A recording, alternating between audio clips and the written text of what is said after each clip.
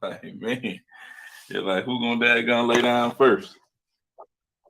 That's basically what we're waiting to see. Somebody gotta lose. Somebody gotta lose, man. I've been saying that since the pandemic hit. Like, dude, somebody has to lose. They don't want to face it, but somebody gotta lose. Yeah, yeah, yeah. You gotta outlast, man. That's what it's about now, man. It's like, dude, who is gonna outlast? Some people gonna be giving in. Yeah, man. It's definitely starting to get crazy around. Starting to get a little crazy.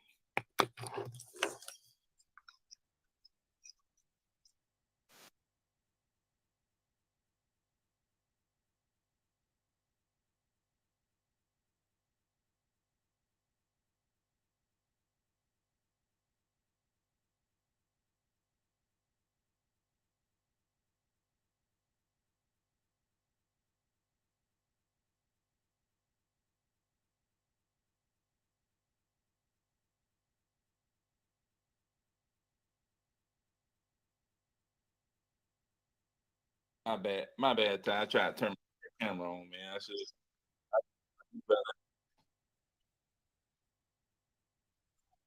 Nah, the little stuff we do, man, we seeing pretty much same thing, same lows. We running the same low. We picking up from the same place we picked up from the day one. Yeah, and actually since day one, the rates actually went up.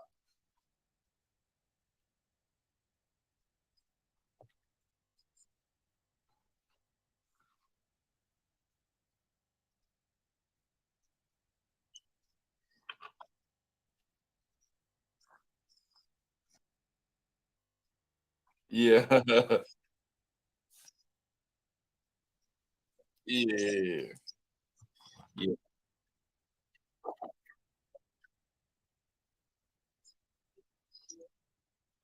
Pay this person, pay that person, pay this person. Yeah, yeah, yeah, man. Yep.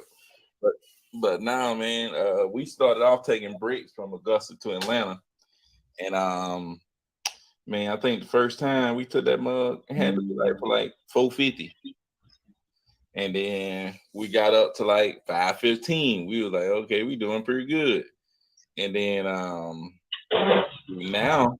now we run that same load for 600. So we run that for 600, and then we catch some on the way back. So we go back to Augusta, we try to catch another 600. You know what I'm saying? So that's what we try to do. And we try to load up on Friday with the bricks, drop them off early Monday morning in Atlanta, pick us up in Atlanta, going back toward Augusta. So we figured if we can make $1,000 a day, that's $5,000 a week. You pay about you pay close to $1,500 in gas. That gonna put you where 3,500. I pay the driver 30% of that. That means the driver getting paid what 1,000 maybe something like that. Yeah, getting paid a little bit over 1,000. So the driver happy every week, $1,000. That'll work for them. Yeah, coming back home every day. You know, yeah, $1,000 every week for them. And then what that leave after that? That's that's about that's about 2,300, 2,400. So that's where I'm at with that.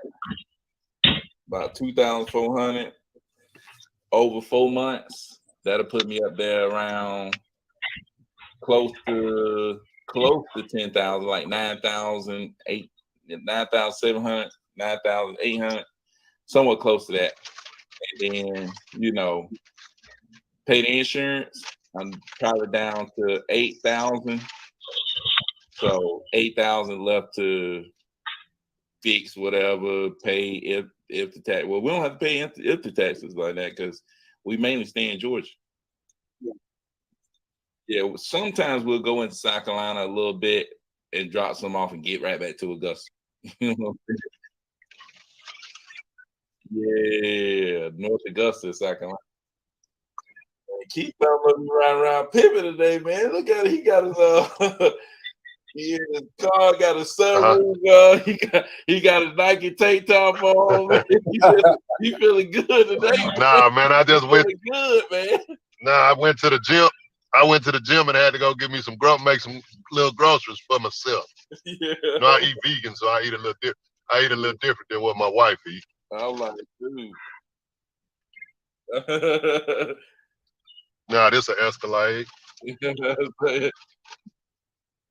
Yeah, got a TV screen up in there. Oh, yeah.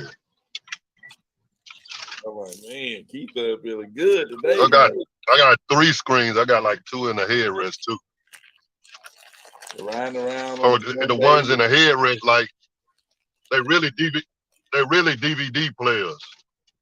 So each person can watch whatever they want to watch, right? I got that shit for my grandkids. Just put them back there, put their little headphones on, and they quiet. Yeah, sure. You want to hear a peep? Shoot, yeah. Yeah. What's been going on? Everybody week been. Do what that? Yeah, how everybody week been, man. It's been straight. Yeah, man. Yeah, it's been straight. Not bad now. Finally got my That's good.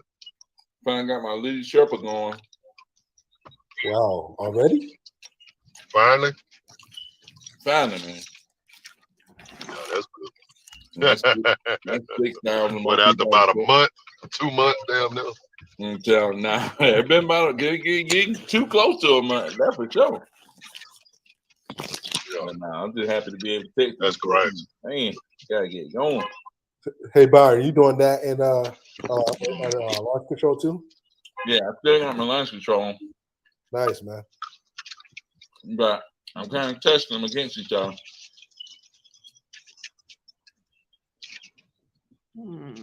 Yeah, I'm kind of testing them against each other to see what's going on. But shoot, the lead Sherpa gonna let me text 6,000 people a day. Yeah. For $2,000. Yeah. I'm gonna take it. And then you can add. But you just pick the Atlanta market again? Atlanta and Clarksville. Okay. Oh, you get. I mean, you get 2 markets with it. Oh, no, I'm just using the Atlanta number.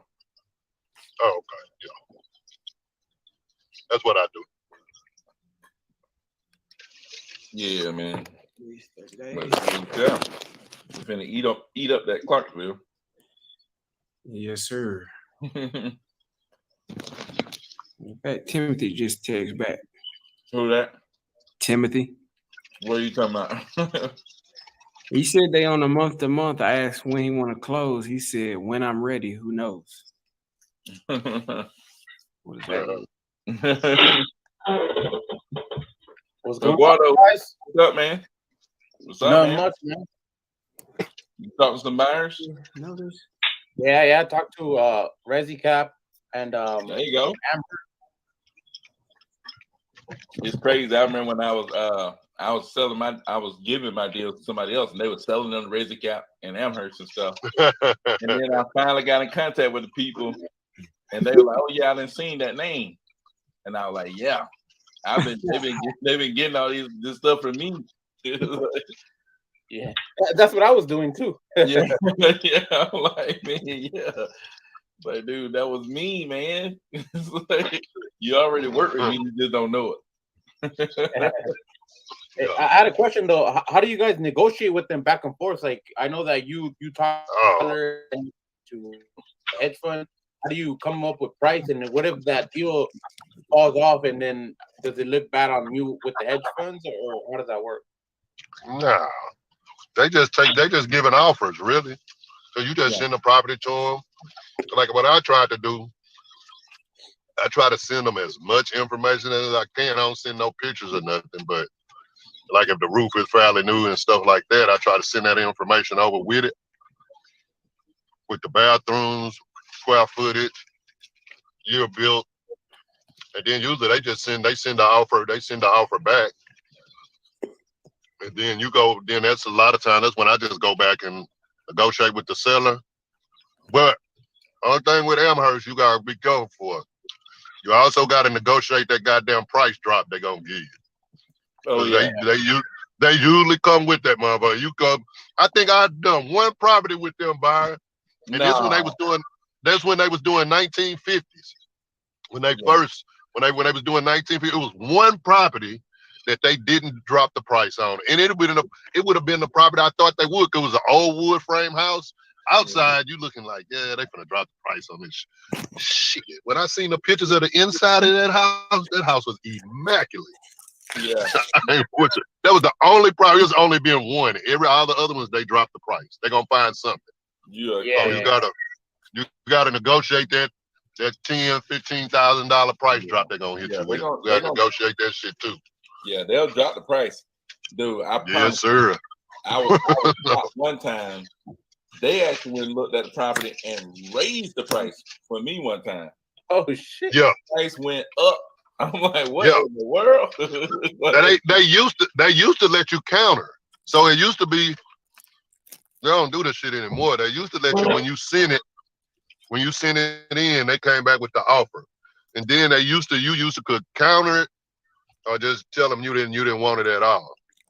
But like now, only way you can counter it is if when they go out there and look at it, and then they come back with a price and say they tried to drop it or something, you could try to counter it then.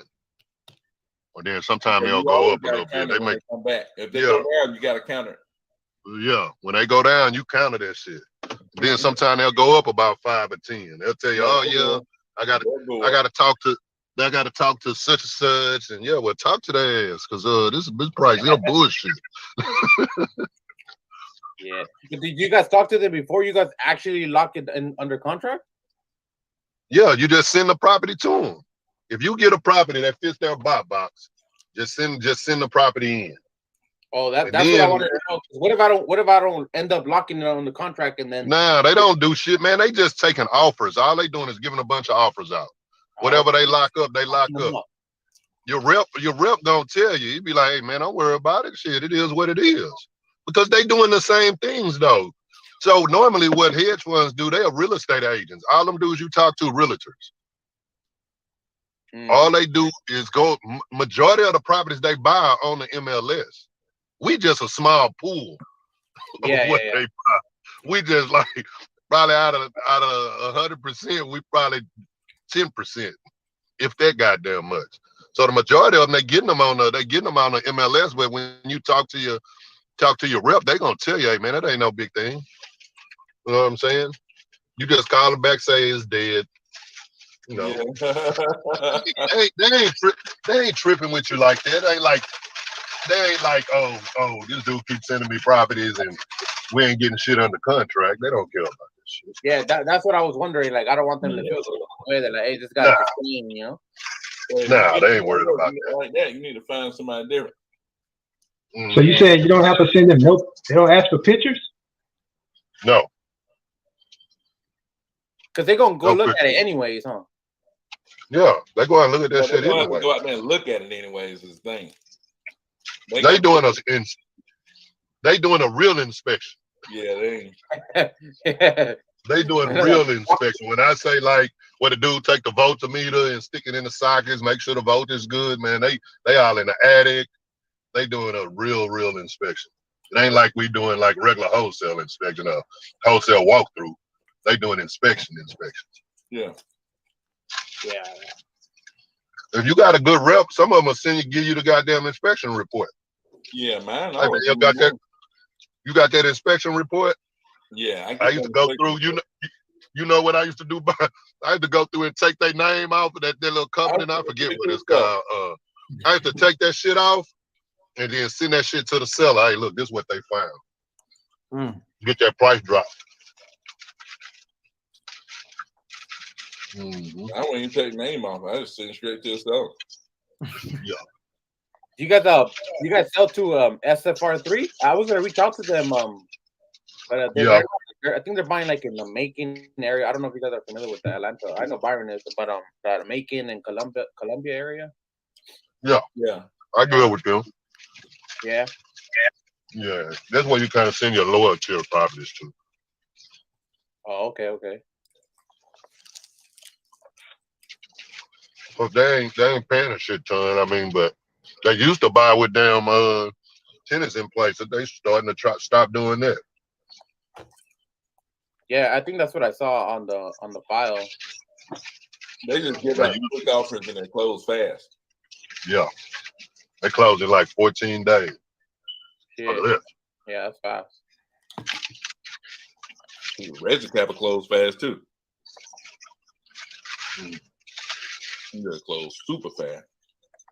What about when you guys just pop those zip codes into the into PropStream and just because that's what I do. I just pop the zip codes in there and then kind of fix the criteria and like the 3-bedroom, 2-bath under 1 acre lot. Yeah, that's what I do. Yeah, you gotta go below that 2-bath though, because Amherst buying 1.5 now.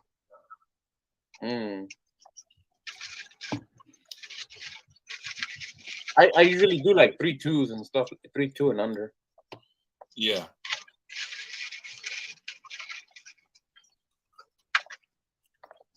Yeah, I think that's good. Sometimes I don't put the baths on there.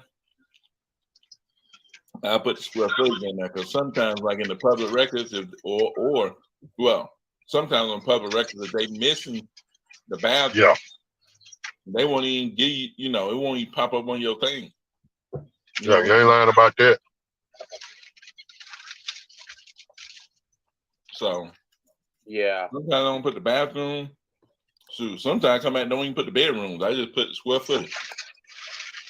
Because usually if it's over 1,200 square feet, you know, it's gonna have 3 bedrooms, 2 baths. What's up with you guys? Amherst and Resi Cap and SFR3 is you guys top 3 or what's you guys' top 3 right now? I would say Tricon. Tricon. If you're looking for people all over the place. Tricon, Conrex. SFR3, Vinebrook when they start buying again. Yeah. And Tricon buys all over the place, huh? Yeah, Tricon buy all over the place. They buy all over the place.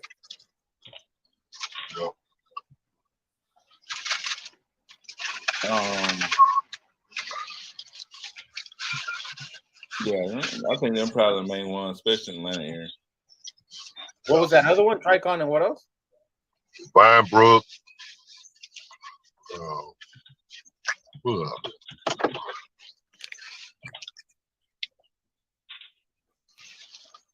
Can you repeat that? I couldn't understand you. You said Tricon and what's the second one? Vinebrook. Vinebrook. Thank you. Excuse me. Oh, who's that? Tara? Yes. Hey, how you doing? I'm good. How are you doing? I'm doing good. I don't think you were here last week though. I was on there last week. Oh, you? Oh, okay. Yeah, we were going through these buyers. I think I was showing Eduardo these buyers. But yeah, I came about 20 minutes late, so maybe I missed it. Oh, yeah, maybe that was it. Because we were going through these, like we was on this right here, just kind of going through. Okay. It's a ton of buyers. But if you could just go through here, some of them still buying, some of them may not be still buying. You got to hit them up, you know, talk to them, check in with them, stuff like that. But that other one is not in there.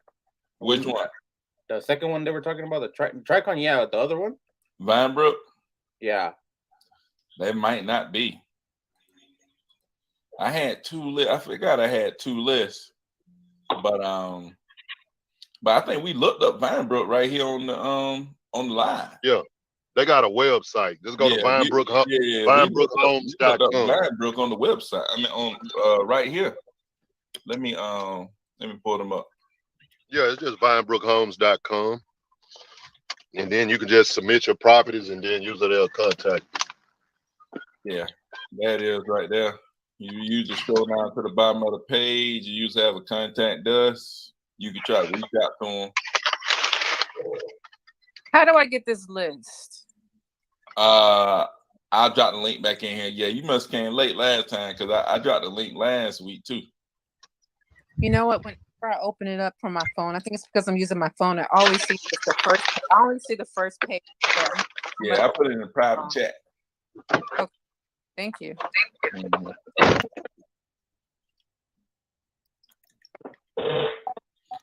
But yeah, the biggest thing is finding people to sell.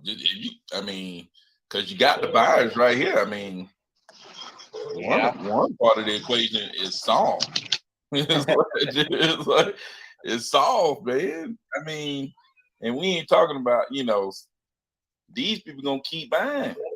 I mean, somebody on this list gonna be buying at all times. But I mean, Tricon buying, ResiCap buying.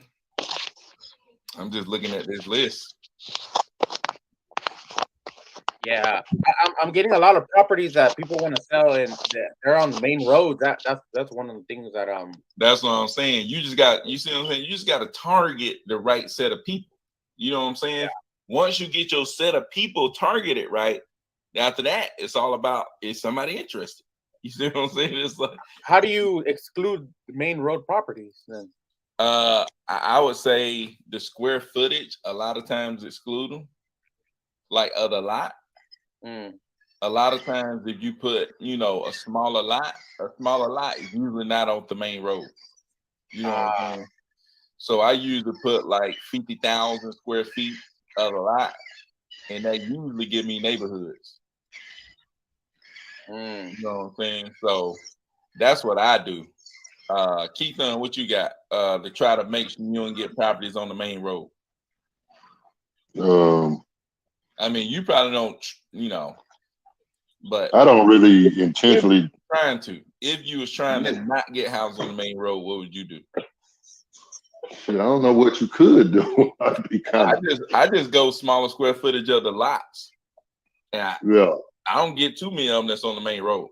Yeah, I don't really run. When I do, I mean, it's rare instances that I run across properties on the main road. Yeah, I think out of a list in the number of leads, if you were bringing in 20 leads a week, you might get one or two that's on the main road. Yeah. I mean, it's almost like impossible to kind of do. I mean, yeah. Because I mean, just some houses are just gonna face main roads. I mean, yeah, like the ones I run into, it's like they in the neighborhood, but they facing the main road, or they right there. You know what I'm saying? I got one like that right now.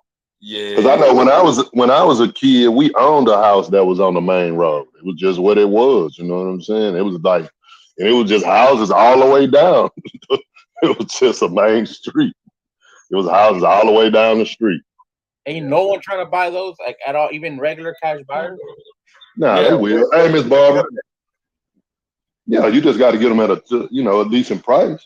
Nah, somebody will buy them. Somebody will buy them. Now you ain't gonna get them to no hedge funds or nothing. Nah. Yeah. But where you got it at? Where's it at? Norcross. Oh yeah. Shoot. What's the address? Let me pull it up. Yeah, I can. Yeah, I mean, somebody that buy Norcross. Give me a couple minutes, bro. Yeah, shoot, numbers right. I might try to do. we still negotiating. Well, she's supposed to sign Monday, so that's the thing. Yeah, no doubt, man. Shoot, yeah. She's hesitant because of the main roads and all of that. Yeah, well, I think, yeah. Shoot, yeah. What is it? 3-2? Yeah. What year was it built? Not sure off the top of my head right now. Was it really old or? Not super old. Nah. Oh, okay. Shoot, yeah, man. Long as ain't nothing weird. Something crazy, but Yeah. as long as it's a good little discount, shoot, yeah, we'll run that mug. Buy that mug and try to flip it. Shoot, yeah. Yeah, no, I feel you. Yeah, I'll take Norcross. Yeah, I'll take Norcross, see what I can do with it. But yeah, Reggie Cap, hit them up. They buying Terra. Okay. Yeah. Sylvan Rose, they buying. You can hit them up. SFR3, they'll hit you back. They are buying in mainly Macon, Columbus, and Augusta. Is that a good market? They buy all over the place in other areas too, but I'm just saying Georgia. You're looking for Georgia. In Alabama, what do they buy in Alabama, Keith? I think they buy in Montgomery, probably Huntsville, Birmingham.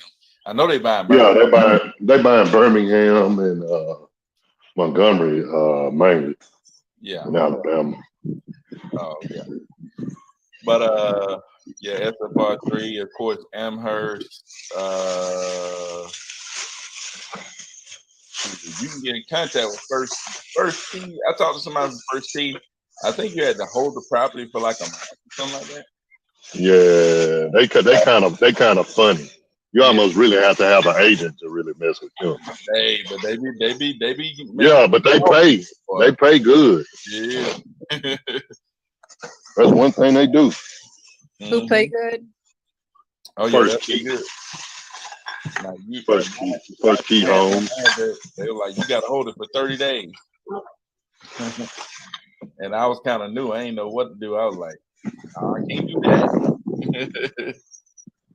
They're like, you got to buy it and hold it for 30 days. Roofstock, you can reach out to them. There, Roofstock pretty good. Wedgewood, pretty good. Tricon. But just go through and reach out to these people, man.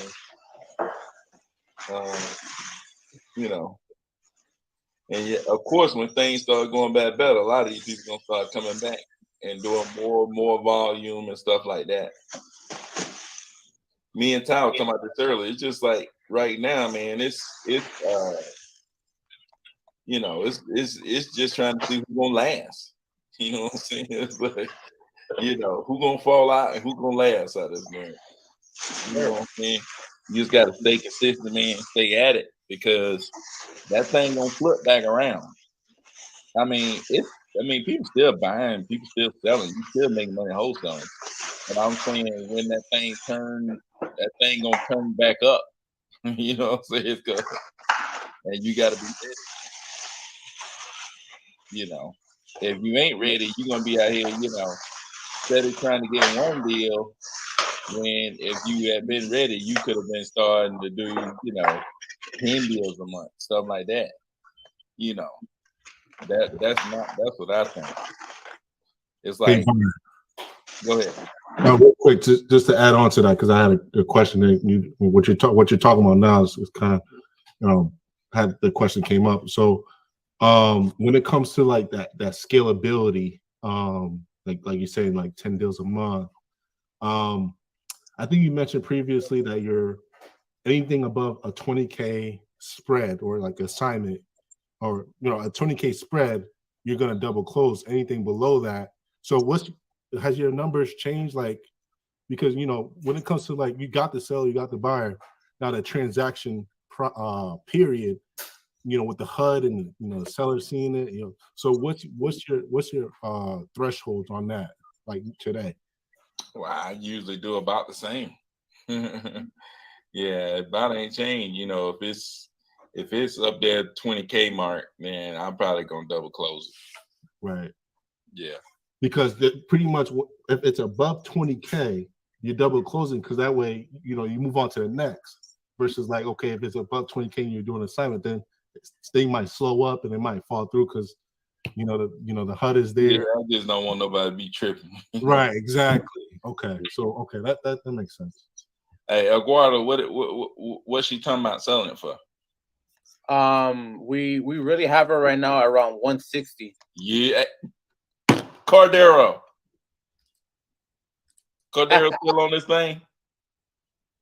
Nah, he ain't on here. Man, I was just talking to him earlier. I'm like, man, I have bought so many properties here recently for 160. That's my magic number, man. That's that energy right there, man. Hey, I'm gonna see what I can do though, man. I'm gonna see what I can do. But yeah, man, definitely shoot, get this one locked up. Yes, sir. We can do it. Don't like it's in good shape. Look like it's pretty rough, but we I mean, hey, we could work the price. You know what I'm saying? Yeah, no doubt. We'll make it happen, man. We'll make it. I think we can do something with this. But yeah. She got a couple liens on there. She owes around 10 grand in liens. Ah, yeah, it ain't that what bad. What she owe on this property? Probably hardly nothing. I think she's owned it for like well over 20 years. She don't own nothing. She just owns a couple liens on it. That's good, man. Yeah. She got tenants in there though. Ooh. Yes, sir. We got a problem with them though. The tenants, they really don't want to move. Ooh. Well, she don't want to kick them out, but I mean, we really spoke with her and we told her that we would definitely try to take care of the situation. You know, maybe some cash for keys or something like that. You know, where they can head out. You know, before we close. Yeah. That's as best as we could do. You know what I'm saying? And really, she doesn't want to kick them out. So basically, she's saying you kick them out and you deal with it, right? You know. Okay. Well, we just need her to sell it, and then just have to deal with it. Yeah. Yeah. So that's what's going on right now, and that's on the main road, like I said. And I mean, we've been talking to her for like a year. Like it's not a lead that we've been following up for like a year. Yeah. So you know we're on that follow up. You know. Hey, gotta be mandatory. Yes, sir. Because I'm sitting on launch control, man. I'm getting some wild responses too right now. Oh, yeah.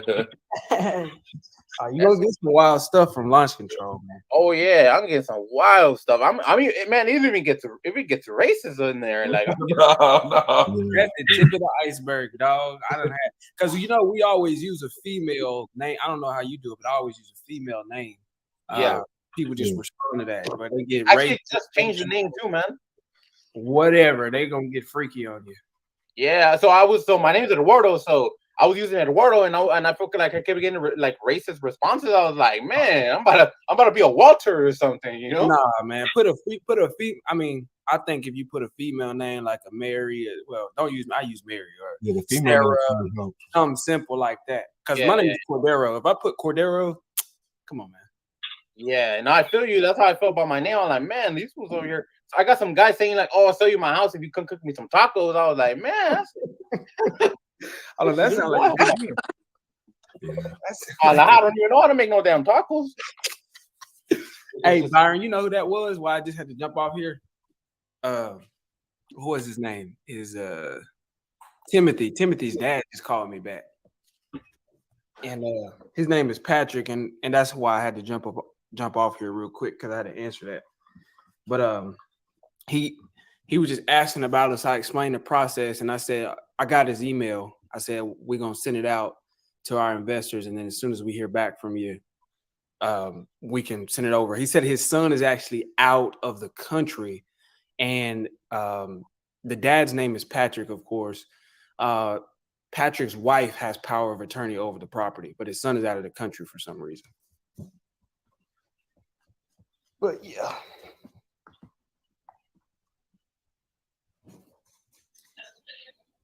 Cordero. Yeah. My bad, man. My dad got pops called. You were saying what? You talking about this Timothy guy? Yeah, his you got Timothy him with him? Yeah, no, he called me back Wow, that's why I off the live real quick. He called me back. The dad's name is Patrick. And basically he was just asking about us. I was explaining the process, and I was like, you know, we're gonna go ahead and submit it over to our investors, and as soon as we hear back, I can email. So I got his email address. And he said that's fine. Go ahead, send him any updates or official offer. The son, Timothy, is actually out of the country, and I don't know why. Because he's not military. Usually in that area, a lot of people is military, but he said he's not military. But whatever, the wife has power of attorney. Like Timothy's mom has power of attorney over that property. Whoa. And they do want to sell it. Yeah. He said a lot of people reach out to him, and he usually don't even respond. But he just decided to respond this time just to see, kind of get a gauge. But here's the thing, and I use it for me, these are usually some of my best people, is he doesn't live here. The son obviously is out of the country, and he's not in this state.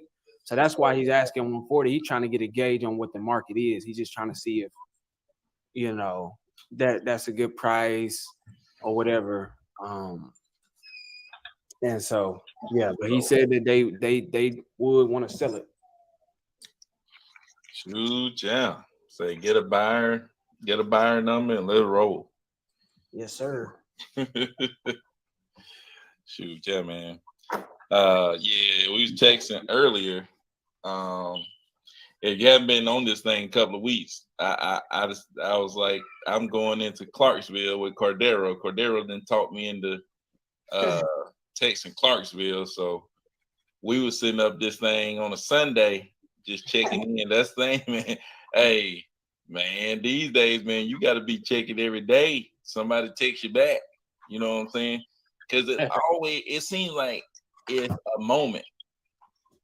You know, it's like a moment. It's kind of like when you got a chance to talk to somebody. It's like if you don't talk to them in that moment, you probably never talk to them again. It's over. Yeah. You would never talk to them. That what he just said. You gotta stay in front of these people. That's what he just said. He said, man, people reach out to me all the time. He was like, something just made me want to respond this time. I was like, well, I'm gonna stay in front of you. But I'm saying, like, if we would have been here on a Sunday, if we would have just said, nah, I'll check back in on Monday. And then even, you know, it probably doesn't happen. You know what I'm saying? So you gotta be, man. Like Cordero said, you always got to be there. You know what I'm saying? Always be in the right place. You know what I'm telling you, man. And then not just every day. Apparently, you got to check all hours out of the day because somebody dang near 11 o'clock.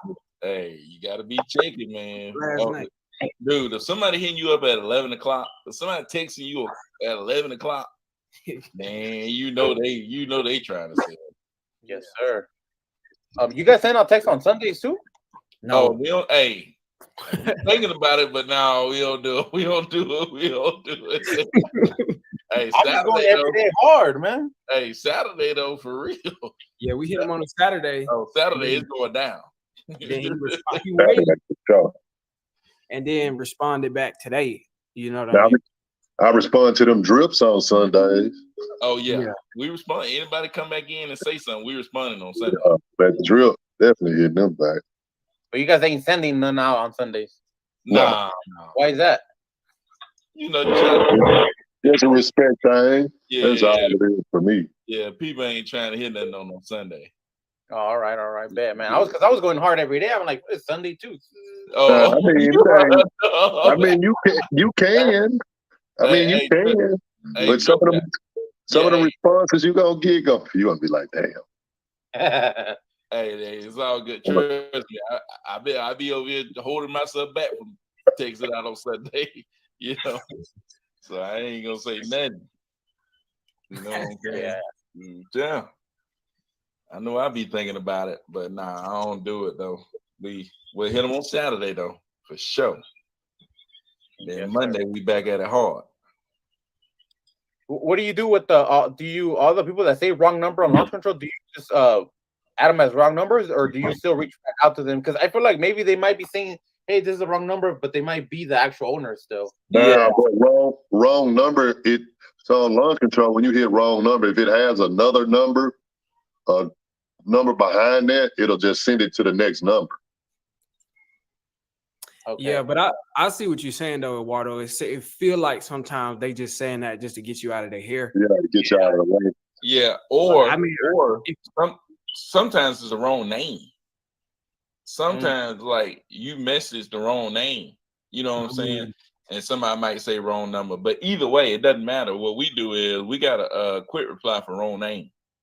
It's like, sorry for the mix up, you know, but do you own a property you might be interested in selling? You know what I'm saying? Yeah, I think that'll be Eduardo, because you don't, if they say wrong number, you don't want to just go in and assume that they just capped or being dishonest just to get you out of their hair, because then at that point you're just bothering them. But if you just say, well, do you have a property? Then you're taking a step back and kind of generalizing the conversation. And you can still hit that, because even if it was the complete wrong person, wrong number, wrong name, you can still ask them, well, do you have a property? And that's a fair question to ask. Yeah, we just got quick replies like, you know, sorry for the mix up. Do you own a property you might be interested in selling? So everybody with the wrong number, we just hit them with that quick reply. Bam, bam, bam, bam. Just go on down the line and hit them with the quick reply. Yeah, I see that a lot on sold too. I got some people that told me they were sold. I went and checked on Zillow and they weren't even sold yet, you know? Well, now everybody don't show up on Zillow. A lot of time when that those cash sales, sometimes they don't even show up. Oh, like, okay. I go back to look at some of the properties some of the properties that I've done, you know, just didn't even show up. You know, it just not showing up. But it doesn't matter. I still ask them. Do you have any other property you might be interested in selling? Mm-hmm. You know what I'm saying? And then tell them about the referral. Yeah, the fee. Yeah. I just try to keep a little conversation and try to squeeze whatever I can. Yeah. I got a guy that he was going along with the conversation, and then he's like, let me see what your next question is gonna be. Do I have any other properties that you want to sell? He already knew what I was gonna say, you know? Yeah. Hey, that just means doing it right, man. But man, that's wild out there. I bet there's all kinds of people that are texting out there, you know? Yeah. Hey, as many people as out there texting, man, it's crazy that there's still people that, hey, just like the guy that Cordero just talked to, they'll fall right into your lap. Yeah, man, it's just like, I mean, think about how many people or different companies have been doing commercials, like just regular TV commercials. I mean, I know we're going into the wave of internet, almost in the artificial intelligence era, but just think about how many commercials. You think somebody like, well, everybody's doing commercials. You think Pepsi like, man, everybody doing commercials. I'm not gonna do no commercials. Yeah. You still have, like, it's marketing. Just because everybody doing it really don't take away from the fact that everybody doing it to tell you that it worked. Really. Yeah. Good point. Speaking with cold calls, like everyone is cold calling too as well. You know? Yeah. But what I tell you this, I know this for a fact. Everybody's cold calling, but everybody's not good cold calling. Yeah. If you can bring some skill set, you can really distinguish yourself on them phones. Yeah, you definitely can, man. I think you definitely can. And I'm guessing that there's more people even cold calling than during texting. Probably so. Cold calling been around for just a long time.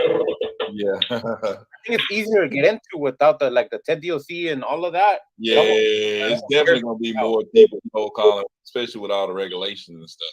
Yeah, ain't no need about that.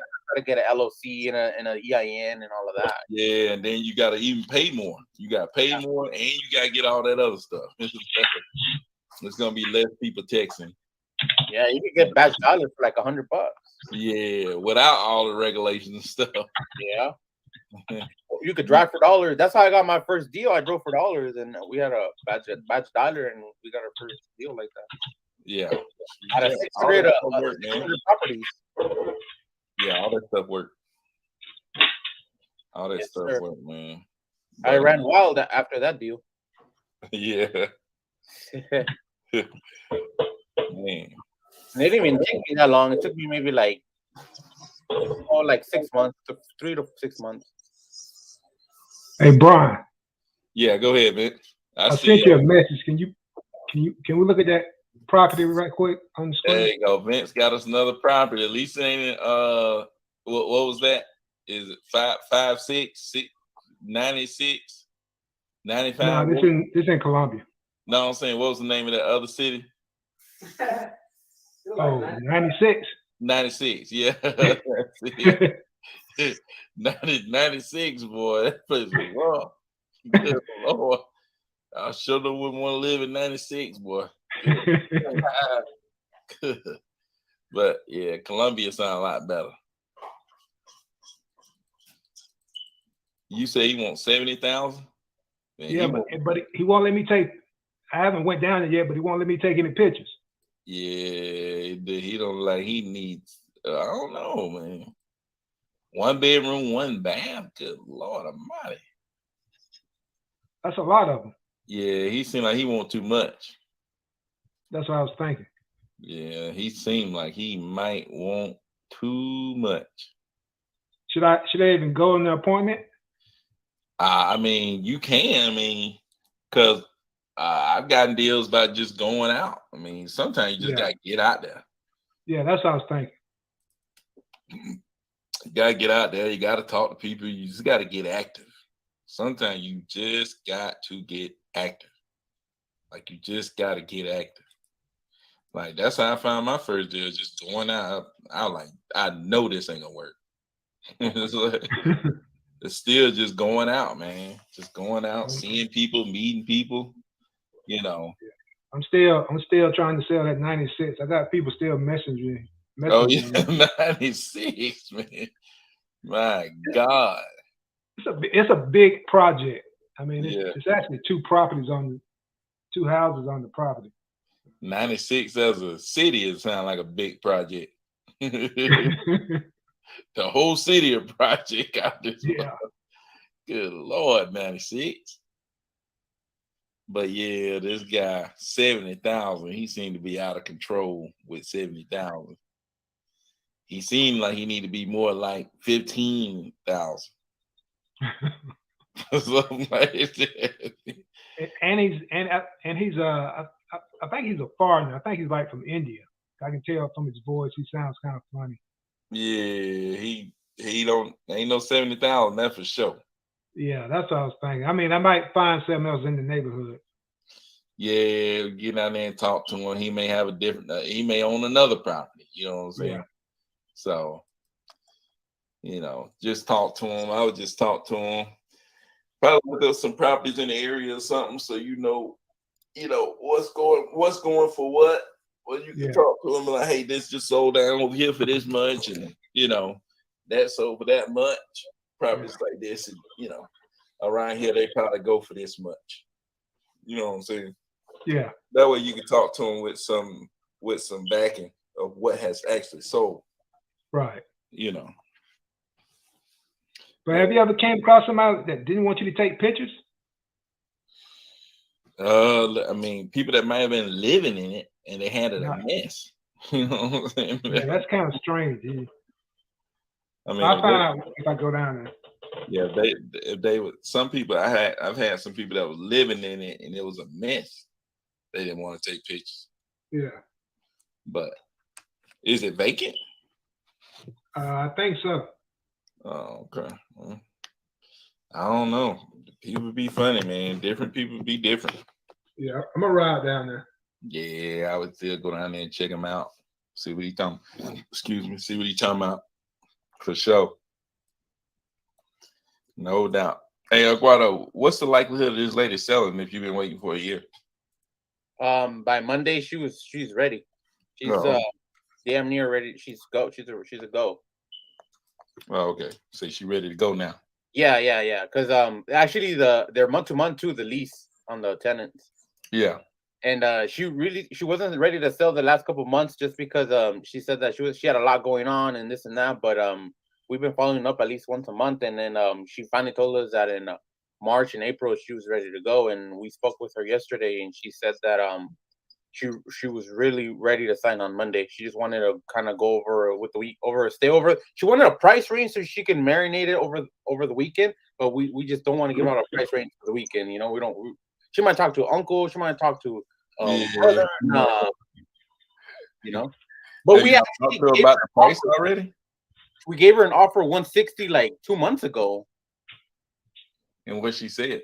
and she said she wasn't ready to sell. So we followed up, and then she said that she actually told. Well, my brother is my acquisitions guy, so she told him that she remembers the price that we gave her at that point in time, like 2 months ago, and that she was gonna really think about it over the weekend. She wanted an update on the offer range, so we kind of told her that whenever we get on the phone on Monday, we're gonna give her our new offer range. So if we were at 160, then maybe we could hit her like a 130, 140 or something. So bring her back down again. Yeah. Some more. I'm supposed to keep that around and be like, hey, like I know properties in your neighborhood are going for around 130, 120. I can even go 100, 120. But like, I'm not saying I'm gonna give you that. Should we have that rebuttal? You know? Yeah, bring on down a little bit. But Yeah, I would say realistically, I would say maybe she might. My brother says she might sign for like 140, 150. How you feel about that price, Brian? that sounds good to me. I think the ARP down to the 140 definitely sound good. But I'm just kind of looking. I'll see who I have out here, and then shoot, I'll send it over to my guy who does work for me and see what he think about it. Yes, sir. Yeah. If I don't have anybody I can sell it to right then, I usually just, or if I feel like I can really do something with it, I send my contract out there. Hold on real quick though. Yeah. Let me see what they say right here. Here goes somebody sent you. Hello? Hey. Yeah. Just a lady that want to sell. She got some tenants in there.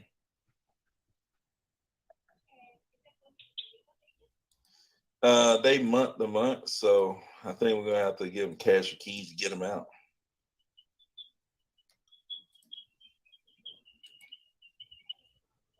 Probably need some work.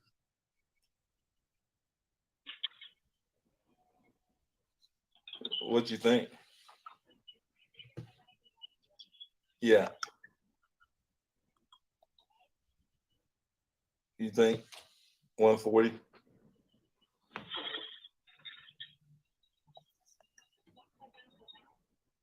Okay. I'll see what we can do. Oh no, we're back to texting now. Yeah. Mm-hmm. Yeah, now we're texting 6,000 people a day. Oh well, I think altogether we texting close to like 8,000 people a day or something like that.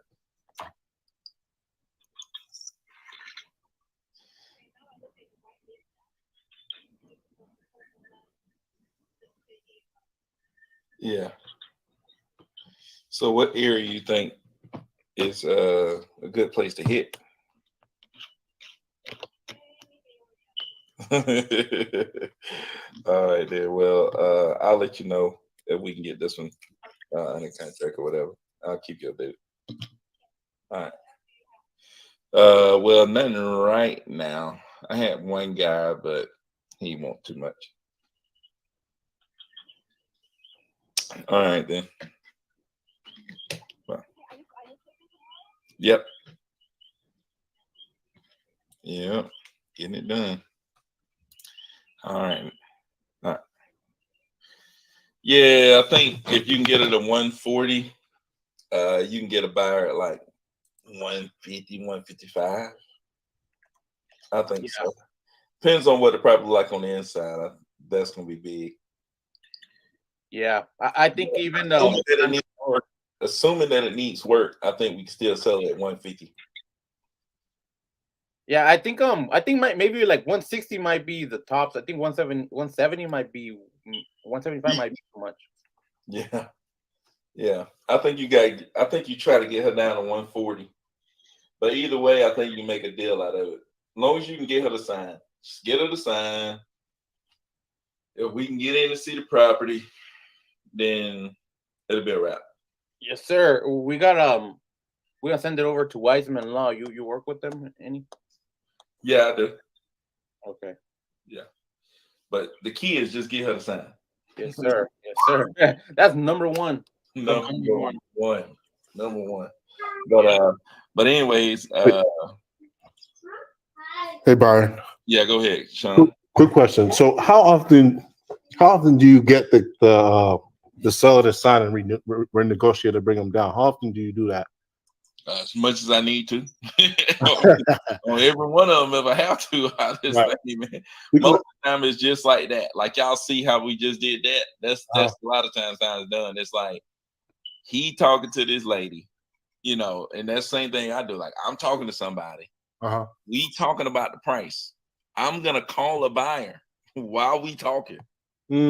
See where they at, and then now he's able to know that okay, this buyer really probably don't want to go above 150. So I need to get her down. You see what I'm saying? That like try not to go over 140, get her down. If he can't, then let's lock up under contract.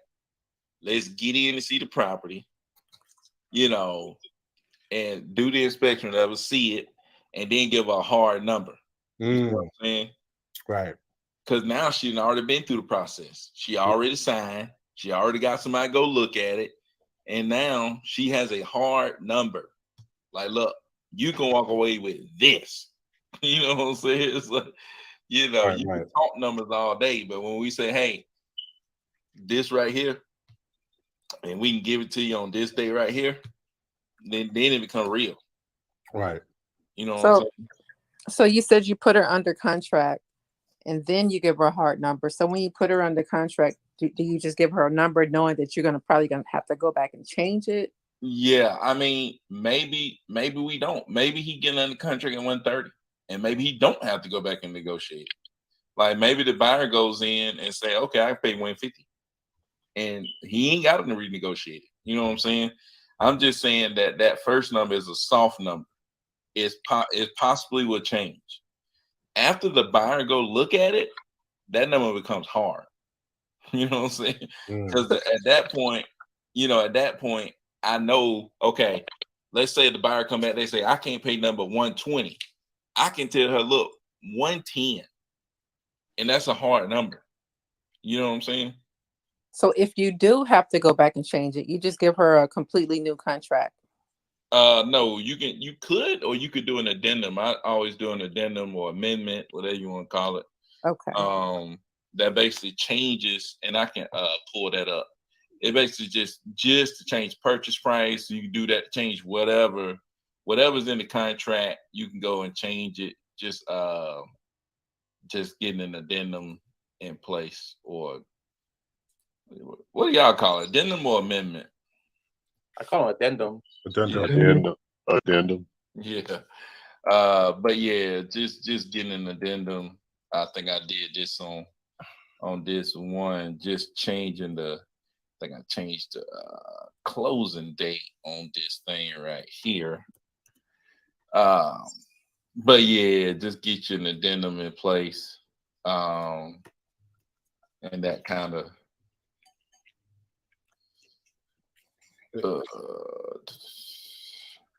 trying to pull it up.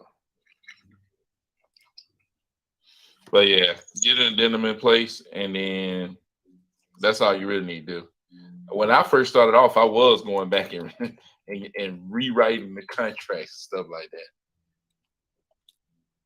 But I think it's better you just get an addendum. I'm finna pull it up though.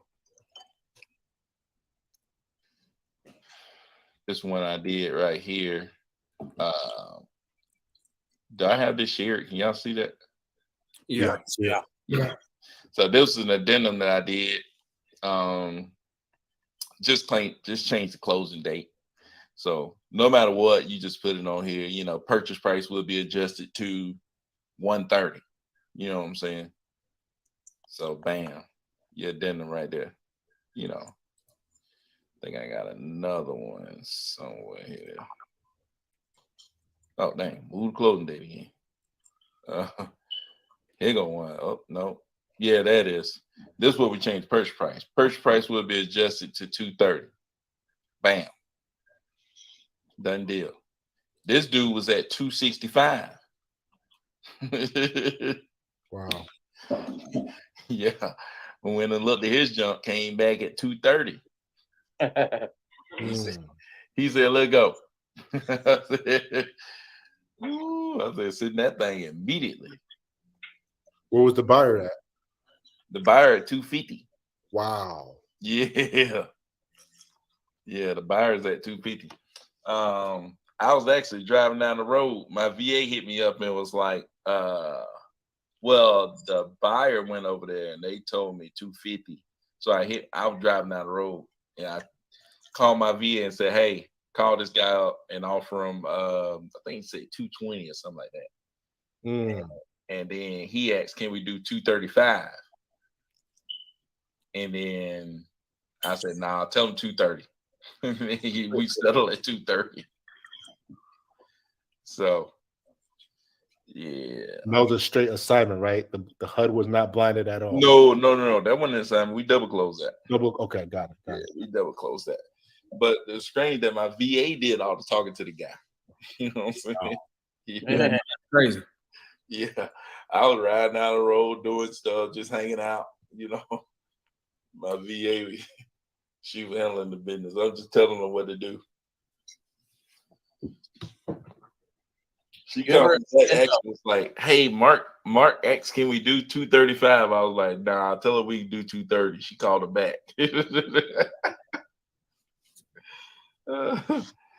Man. I just knew the deal was dead because he was at 265. The buyer came back at 250. So he was at 265. Buyer came back at 250. I was like, oh, that's dead. Then I was like, hey, we better anchor low then. 220 out of this thing. Was he stubborn about his asking price, or you got it out of him like on the first go round? You talking about he was at 265? Yeah, like when you first talked to him. No, when I first talked to him, he just wanted 265. So okay, he gave it to you. Got you. Yeah, I locked him up right there. Yeah, locked him up right there where he wanted to be. That's good. That's good. Yeah. What's the ARV on this? I think the ARV, what was it? 1250.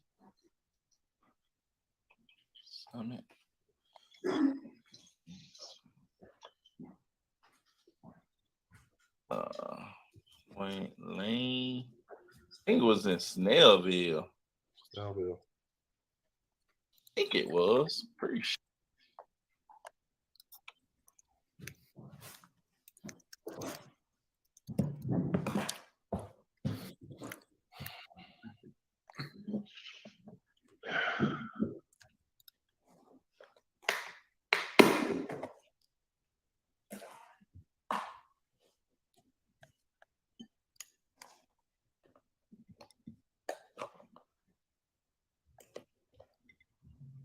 My bad. I messed around and clicked the link inside of the thing. Y'all can hear me, right? Yeah. Yeah. Messed that up big time. Here go the property right here. Bam.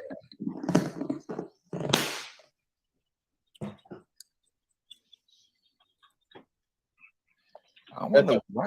4-3? I don't want, huh? A 4-3? The 4-3. I wonder why it recorded like that though. Yeah, I wonder why it's 242. Yeah. Did we assign this? There's no way. But it was an agent on here. I don't know. I closed this with open house, and there was an agent on this. But what did you have it under contract for? You saw I had it under contract at 230. But I don't know what we did on this. Because the buyer had it at 250. But it was an agent on this. Yeah, but that's crazy that the price adjusted. Yeah, that's kind of strange. I'm like, what happened? I don't know. You feel like that 340? I was thinking maybe it's like what used to be. You remember how Keith? You remember how you used to have like they would have a purchase price with the agent stuff or something added or something like that. Yeah, but it But it shouldn't. went That down. It's like, what? yeah. I don't know. I don't know what happened right here. I don't know. But anyway, so you see the thinking at the Zestman, it's like, shoot, I should have bought this mug and like, Yeah. God dang, maybe I should have tried to do something with this. Yep. Dang, wouldn't need that bad of a property. Nah, it looks cool, huh? Yeah, obviously I didn't look at this at all. That's the condition. That's the condition it was in when y'all bought it. Keith, I ain't looked at this thing one time. This is my first time seeing it. If it was in that goddamn condition, yeah, I'd have had to buy that. Yeah, that's what I'm saying. This is my first time seeing it. Man, that's the ones you buy. Then have that maid service come through there, do a deep clean. Like I was saying, put it on the market. I thought the deal was dead. I'm like, Yeah. my VA really handled this one right here for real though. Damn, that's 100,000. If that's estimate right, that's 100,000. Yeah, it's probably close. I mean, I would imagine that it's probably close. And I got one for Makes you 310. wonder why you wanted 260 for it. Yeah, man. This one Yeah, sold that's for about right. too. Good Lord. They just Yeah. probably just want it out. Yeah, that's right. That number right. Look, You this just one look at sold it. for $350. Yeah, and that one, this one right here is like 36, 30, what, 31, the one you was looking at first. Yeah, 31. Bigger Yeah. than all these. Yeah. Who bought this? Yeah. Huh? Who bought this? Open house. Oh, Damn.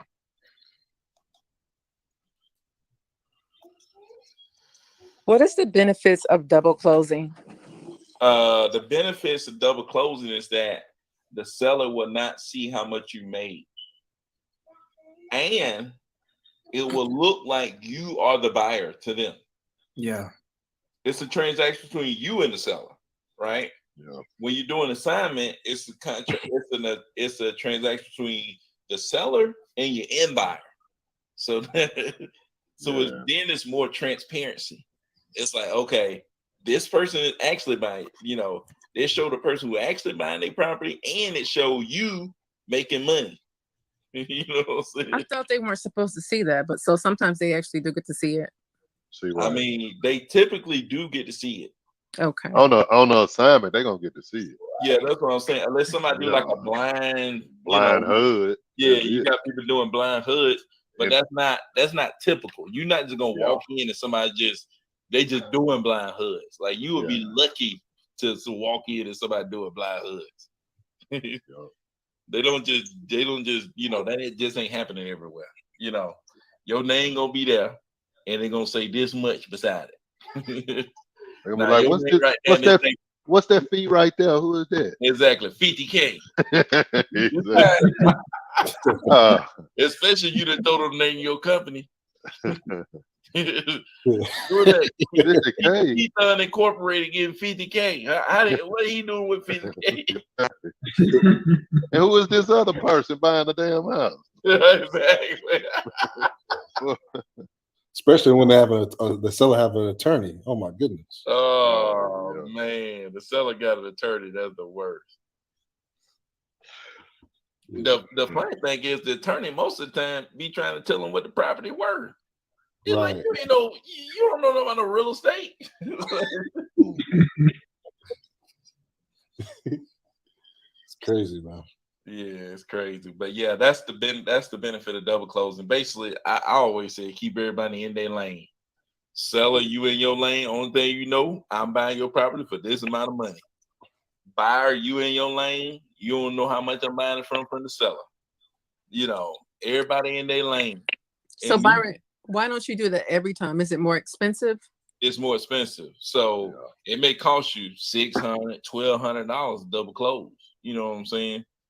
But if I really need this $10,000, I don't need nothing to go wrong with it. Let me pay this insurance. Hey, let me pay this insurance right here, man. It's just on that double close. You have the fees for the seller, right? Because you tell them you paying all their closing costs, right? That's what's in your agreement, and you're the actual buyer on a double close. Okay. Yeah, But not all attorneys offer the double close though too. That's the thing. What's that? Not all the attorneys offer that double close. No, they could do transactional close. So look, let me tell you. Yeah, you talking about pass through. Yeah, so the original double close it wasn't the transactional funding right there. The original term double close was given given because of pass through funding. That was the original term. Because if you look at what we're doing with transactional funding, you really just doing a regular transaction. You're just not holding a title for a long period of time. Yeah. You're really doing a real, because when you go look at the mortgage transaction history, you're gonna see your LLC on there. Yeah. And it's just gonna show you sold it the other person bought it the next day. So it's really not a double close, but the original term for double close was for the pass-through funding. So when you tell people that, that's what they think you're talking about, and they immediately, we don't do that. They immediately tell you no, because that's what they're thinking about. Yeah. You just tell, I like to tell them, do y'all do simultaneous closing? Yeah. Right? When you say the simultaneous, just meaning, hey, I'm bringing funding, I'm bringing my own funding, and we're going to close, me and the seller going to close today, and then turn around, I'm gonna sell it to the buyer. They'll be like, oh, yeah, we do that. Right. Anybody need them funds, man? Hit me up. I get you the. I was gonna say, they might not want to do that pass through, but they definitely want to do double closing because they're gonna get double the dose. They're gonna get that money twice. Yeah, they like that double dose. They love that. They love the double close. And they're gonna try to hit you with that owner's the extra title insurance policy. Yeah, you gotta watch them on that shit. Yeah, you better watch them. They're gonna cost you. Man, I don't need no title. No, I don't need that shit. Yeah, you trying to put it on both sides, on both hoods. You don't charge me and the buyer. I'm telling you. Shoot. But don't some title companies provide the transactional funding too as well? Do what? Doesn't some title companies provide the transactional funding? Yeah, you may have some. You have some. What they do most time is, they be using people.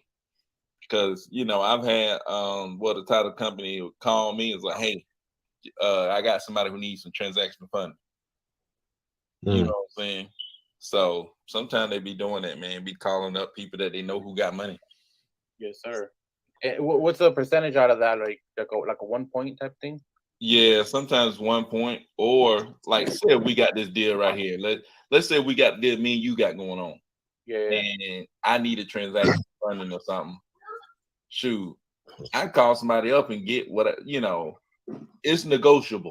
That's what I'm saying. I like it. I deal with people where it's negotiable. It's like they look at the deal and it's like, okay, you making enough for me to charge you 1%. You know what I'm saying? Or they look at the deal and be like, you ain't making much. Just give me $1,000. You know what I'm saying? Right. So the flexibility is what I'm saying, man. Somebody just ain't gonna try to hit you across the head. So if you need something, let me know. Yeah.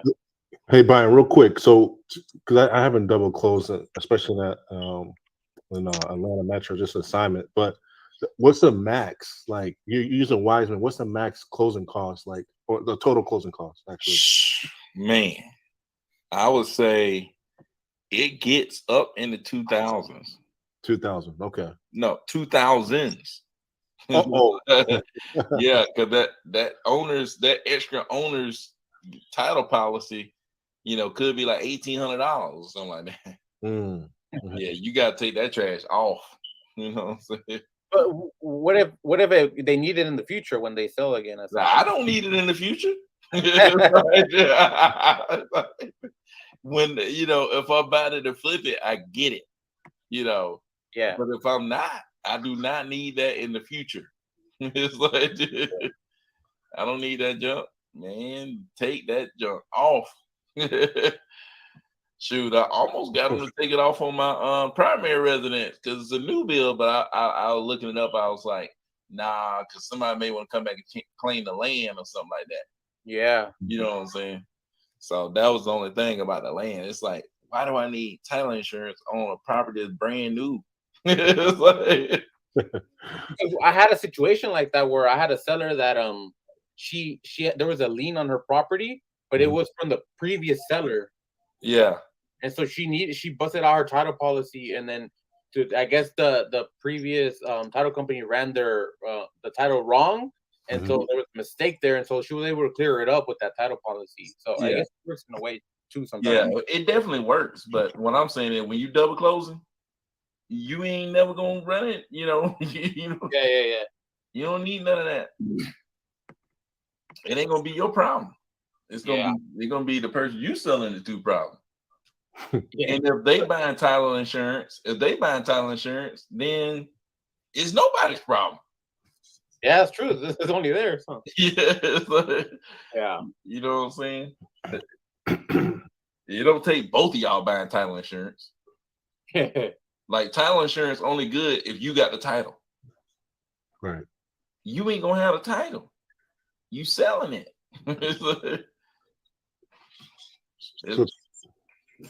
So sorry, Brian. So typically, like let's say on average, like a double close on a 20K spread, you're walking away probably between 15 to 18.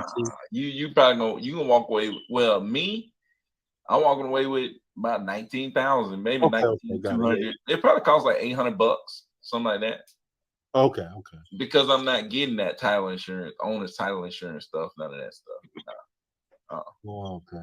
Yeah. Yeah, it may cost me like $800. So. Man, because Brian, that saves so much time. Because like with an assignment in the HUD, I mean, Ramondi and Law, they blind the HUD, but you don't want to mess around, and man, it just keep me from. I rather pay the insurance. Right. Yeah.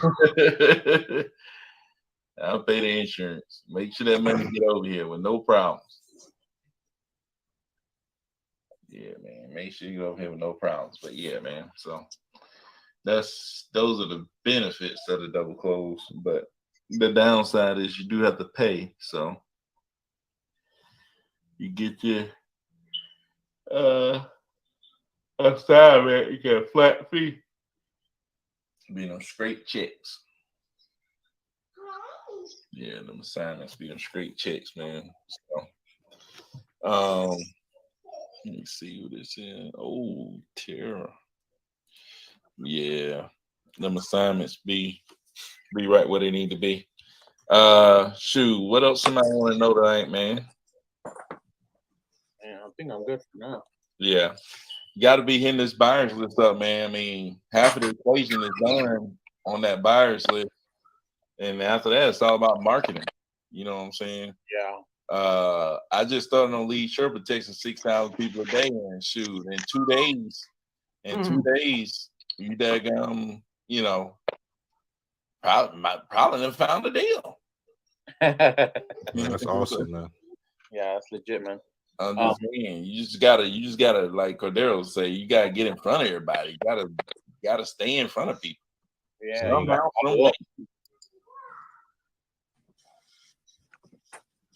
Because I'm just sending 600 texts right now, and I feel like it's not enough, Well, send some more. Send some more.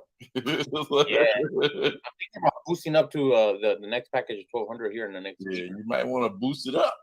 Hey, ain't nothing wrong with boosting it up at all. Obviously, the more the merrier, but you can get some deals with 600. Yeah, you can there's a lot. Yeah, you can definitely get some deals, no doubt.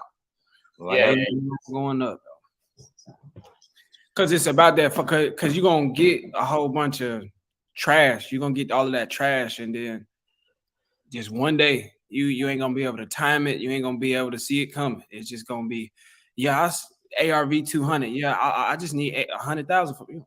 What? Yeah, like crazy. You know, it don't take but one joker to make it worth it. Yeah. It'll take number one joker to make it worth it. You get that one joker that right. Yes, sir. Because I'm going through a lot of trash, a whole lot of wrong numbers, no's, and all of that. Yeah, I was telling Cordero that. Me and Cordero was sitting down there, and I was like, "Look, dude, you see all these no's and wrong numbers, and this, that." Yeah. I'm like, dude, that don't mean nothing. It only take one out of all these people. It take one to make it work. And that's pretty much the norm too, because my VAs will always say that. Like at the end of the day, I like, how'd it go in the dialer or whatever. They were like, yeah, it was a bunch of wrong numbers, a bunch of no answers. I'm like, that's what it's supposed to be. But all you need is one, because they get kind of, they can kind of get disappointed in themselves if they didn't get X amount of leads that day or whatever. I'm like, man, just be consistent, stay consistent, and don't worry about 100 no's. We need one yes. We need that one yes. Yeah, my VA gets like that too. She's like, "Oh, I didn't. There's a lot of no's, a lot of this, a lot of voicemails and stuff like that." And I'm like, "Hey, it's gonna be that." Like I'm like, it's usually. I mean, that's pretty much the norm. If I hop in there, you're gonna get a lot of no's, a lot of voicemail. But it's like that's the reason why we got the dialer. That's the reason why you got the text blast. Is because if you had to hit everybody one by one, you ain't gonna be able to break through that barrier of no's so easily. But it's like a tool. It's like having a hammer or a screwdriver. You can do a lot more with it and get a lot, break through. And all of them no's just disappear when you get that one yes. Yep. You ain't worried about them no's at all no more. Go away. Then you go pay for you some more no's. Like, man, a whole lot of follow-up, man. Some more no's. Yeah. Like, dude, let me go give you some more no's. Yeah, man. So yeah, it's like that property right here that we were talking about earlier, the Norcross one. Like it's been like a whole year we've been following up. Yeah. Oh. I had one like that. That was $60K deal, man. With the whole year, $60K deal. It was like it was crazy. I had one that was supposed to be a $60K deal, but I know this one that I got right now locked up. I will end up walking with it just a straight $7K, but Byron got an offer on it, man. It was I don't know how much it was supposed to be, but it came back crazy, like $50K over what I was gonna get, or somewhere around there. But I look back, man, I have been talking to this dude since like 2020. The seller? Yes, like just following up. Wow. Dang, I didn't even realize that. Once we got it, like my VA sent it over to me, I was like, just started working the deal. And I just went back and started looking at it, and I had the old notes in there. I was like, dang, man, we've been talking to this dude for a while. Yeah. What was the pushback with him? What'd you say? What was the pushback with him? Like the pushback vibes you were getting? Like from the beginning? Yeah. He just wasn't ready. That's the thing with these, like, even with these 600 people you text every day, it's like he just wasn't looking to sell at that time. Because the thing is, his niece lives in the property, and he was letting her stay in the property while she got back on her feet and everything. And he just wasn't, in the market to sell. You never know what could change from now until next month, or from 2020 to 2023. And so he was just like, as a matter of fact, when we got in talks with them, when the real conversation, we really started to get the ball rolling, was like 2 months ago or so. He was like, yeah, no. And then he kind of ghosted me for 2 weeks because we were trying to figure out what we was going to do with his niece. He wanted her to stay until June. I'm like, bro, dog, no, we can't do that. That's almost, at the time, it was like 4 or 5, almost 6 months. We're just going to keep a tenant in the property. I was like, no, we can't do that. Like, I don't have a buyer that's going to do that for not paying anything. And then I offered him cash for keys, and then he just disappeared on me. And then he came back at like 2 weeks later, was like, hey, you still do that cash for keys? You had a conversation with somebody. Yeah. I was like, yeah, we can. And then we got the ball rolling, put the deal together. But then I look back, I was like, man, we've been talking to him since 2020. So it's just like, even with the no's you get, even if you get 100 no's, 300-400 no's, that don't mean no. That just means no right now. Yeah. Not yet. No So today. that's Yeah, I heard Grant Cardone talking about that too, because he big on. But like, I like his book, The 10X Rule. But sometimes I don't be understanding what he talk. I think he overcomplicates stuff, just for me at least. Yeah. But he was talking about that concept. He said if somebody say not interested, that's a level of interest. He was trying to explain the scale of interest. Say not interested, that's some level. At least it's on the spectrum of interest. It's just not interested. I'm like, bro. He could have just. I feel like he could have just said that means no right now and just keep following up. But I think that's what the point he was trying to make was if you get a not interested or no, don't mark those people off or don't write them. Don't even write them off in the back of your head. Just be like, okay, and just circle up. Yeah, I heard of that same theory. He said like not interested. Just does he does overcomplicate it, and he could just say like not interested now. Yeah. Yeah, just not interested now, or and I mean, a lot of things can happen. A lot of things can happen. We saw because there were people I was talking to before COVID hit, and then I remember once COVID hit that and we kind of got settled in, and the market started to go up. It was like all the people that were like, no, something had happened in that time period that affected them, that made them like, yeah, we need to sell now. And so I would kind of use that for like the next year and a half or so. I was like, as we see, anything can happen. So, I mean, if anything does change in the next couple of months, please feel free to reach back out. And then people would be like, okay. And then they would always reach out to me. Yeah. Oh, yeah. I think that's big. Just gotta keep following up. Because I see like, shoot, you'll follow up with a lot of people after a while, and they be like, "Oh, I already sold. It's like, God dang. Yeah. I got no. It takes these people more frequently. Yeah, man. I was watching Steven Morales' little show today, and somebody sent him a lead. They've been following up this dude for 2 years. I was like, damn. But Steven was telling me, say, man, at some point, you kind of gotta walk away a little bit. He said, especially because when you follow up, you should be taking another step towards getting a deal out of it, or towards closing him. If you just talking to him and y'all at the same point every time you follow up, y'all at the same point, most likely you ain't gonna close this shit. They just not really highly motivated to close. Yeah. But yeah, he had been following up for like 2 years. I was like, God damn. I've been following up those 2 years. Yeah, that's crazy. Yeah, I had one that was a year though. For a straight year. Went through every season with him.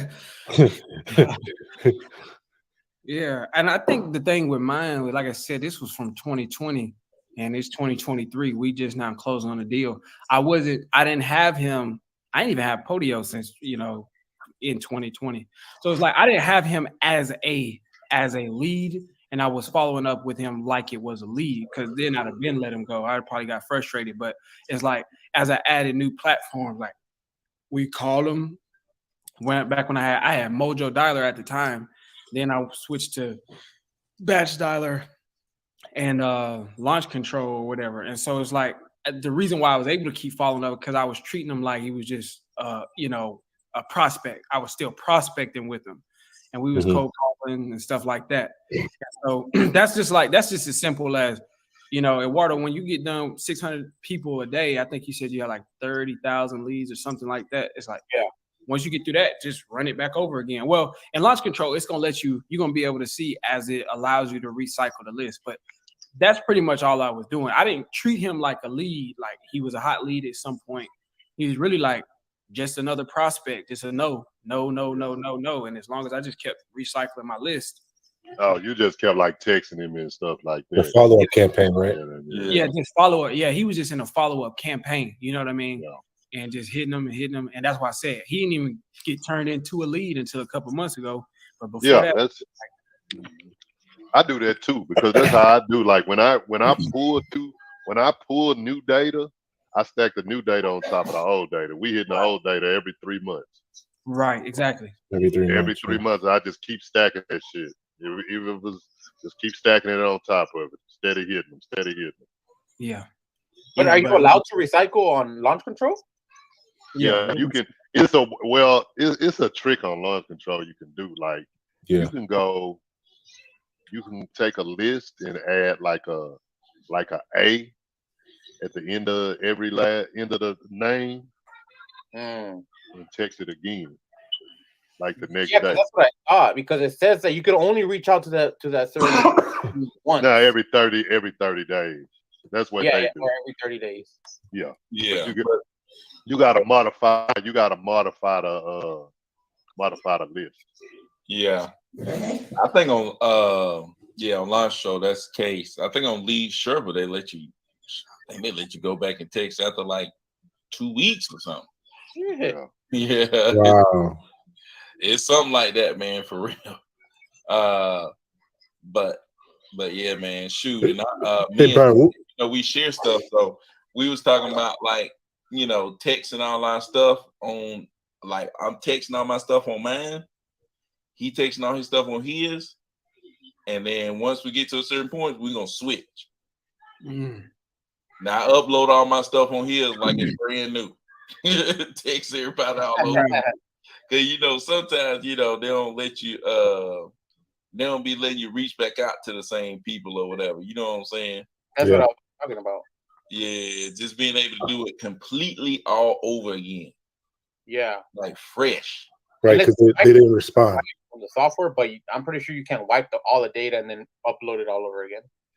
I don't know. I mean, I don't know if they let you do it on Launch Show. I don't know. I know one thing though. I'm upload mine into a completely different Lead Sherpa and text them out. We did that on Launch Show too. Like that's why I had like 4 launch controls. Oh shit! Rotate them. You ain't playing, bro. Rotate them. Yeah. Rotate them. Yeah, man. Just get another one then, and then just rotate and shit. Yeah, just rotate them. Just throw them back in there. Start fresh. You guys don't share lists and stuff, like say like swap lists, like 30 for 30 or 20 for 20 or something like that? Nah, I ain't never done that, but I share platforms as much as I can. Yeah, save money. Yeah, I mean, and then like me and Cordero, like that one property Cordero was talking about, we would just been like working together or something like that, or just sharing stuff, we would have got a deal, like a big deal. They better than I got by myself, man. Yeah, that's what I'm saying. It's like a lot of times working with other people, man, it's way more beneficial than sitting there trying to figure it out. You know what I'm saying? Because sometimes that's why I'd be like, dude, you got to hit each other up, you got to talk to each other, because it's like, Cordero had the property, I had the buyer, but we weren't talking about it. You know what I'm saying? It's like, so I think that's a big thing, and even like, let's say Cordero got 30,000 leads, I'm texting 6,000 people every day. Let's say he ain't texting those leads. Yeah. Well, shoot, bring them over here. Let's text them. You know what I'm saying? It's like, I got about 40,000 Nashville leads. He got about 30,000 Clarksville leads. It's like, bring them over here and let's text them. Let's see what happens. You know what I'm saying? Mm-hmm. It's like just talking to each other, be willing to share and work together. I think people discount that, but shoot, I think that could really get you going, man. Shoot, you can get some deals done, man. I think Cordero gonna end up getting something done here soon. We didn't take 1 or 2 days and we already hitting something. We got some traction in 2 days. Do what? I said we got some traction in 2 days. Yeah, I mean, that's a lot of people, though. You know what I mean? Like 6,000 people per day. So about, it's a lot of people to hit. So, yes, sir. That's a lot of people. So if I do some driving for dollars in Huntsville, Alabama, and I send you some people, will you reach out to them? Yeah. Okay. Send me somebody to reach out to. Yeah, we'll reach out to. I'm going to this week. I sure am. Yeah, we'll reach out to them. Okay. Yeah, no doubt. That's the beauty of just being in a group like this, man. You got people that's doing all kind of different stuff that can help you out. You know what I'm saying? And shoot, Okay.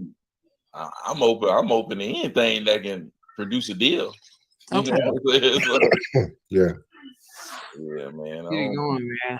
Like Rolex said, I forgot who he said that to, like a week or so ago. He said, man, if you what he said? He said, if you JV with anybody, let it be somebody from this group. I was like, yeah. But that's why I was telling Byron, I'm on the book. Yeah, I'm sure y'all heard of it, but Who Not How. I think that book kind of talks a lot about or encompasses the whole spectrum of working with other people, not just like necessarily on a partnership basis, but definitely that too, but just people that are, you bring value yourself, but there's people that can bring value to what you already got. But if you can bring your value and put the value together, man, it's like that, and then also that book called, what's it called? Rocket Fuel. But that just like help you really take off. It's like, instead of trying to figure out how to do it yourself, because I had that deal, but I'm just, I'm not as good as Dispo, or I just didn't have the right buyer, or I just didn't know what I was doing as good. So that's me walking with a 7K assignment fee when that could have been a 50K deal.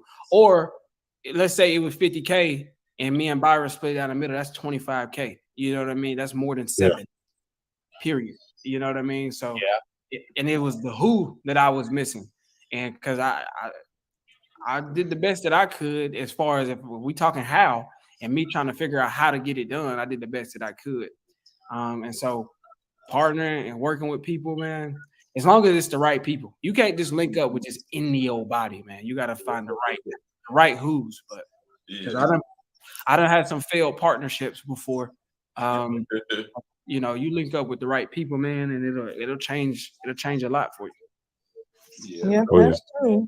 It's definitely a people business. It's like, I even thinking back, it's like, dude, it was because the people that I got connected with is the reason that you do deals.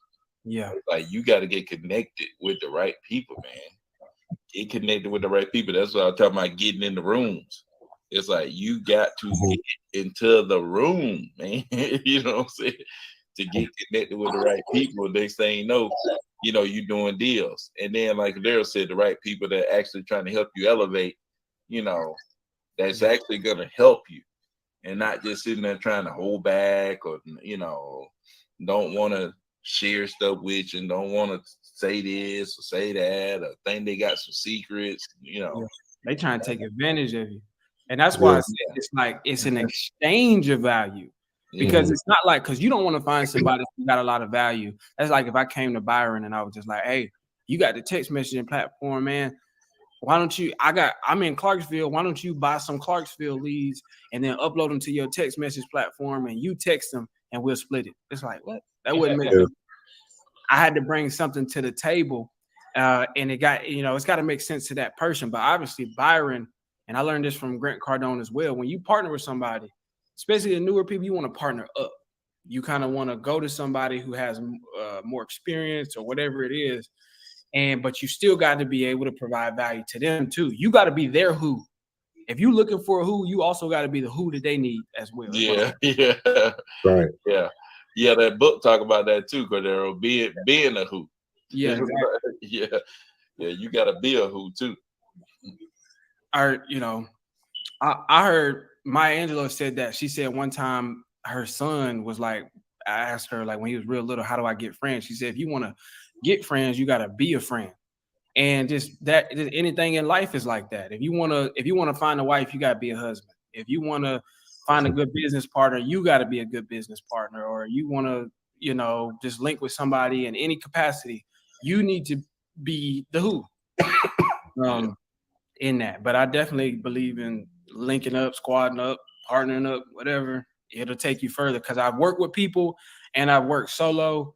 And man, there's not a business in the world that any of us partake of that is not just, it's just one person. And it's a successful business. It's like the CEO of McDonald's don't drop all the fries. He don't flip all the burgers. He don't manage the people. He doesn't do the hiring.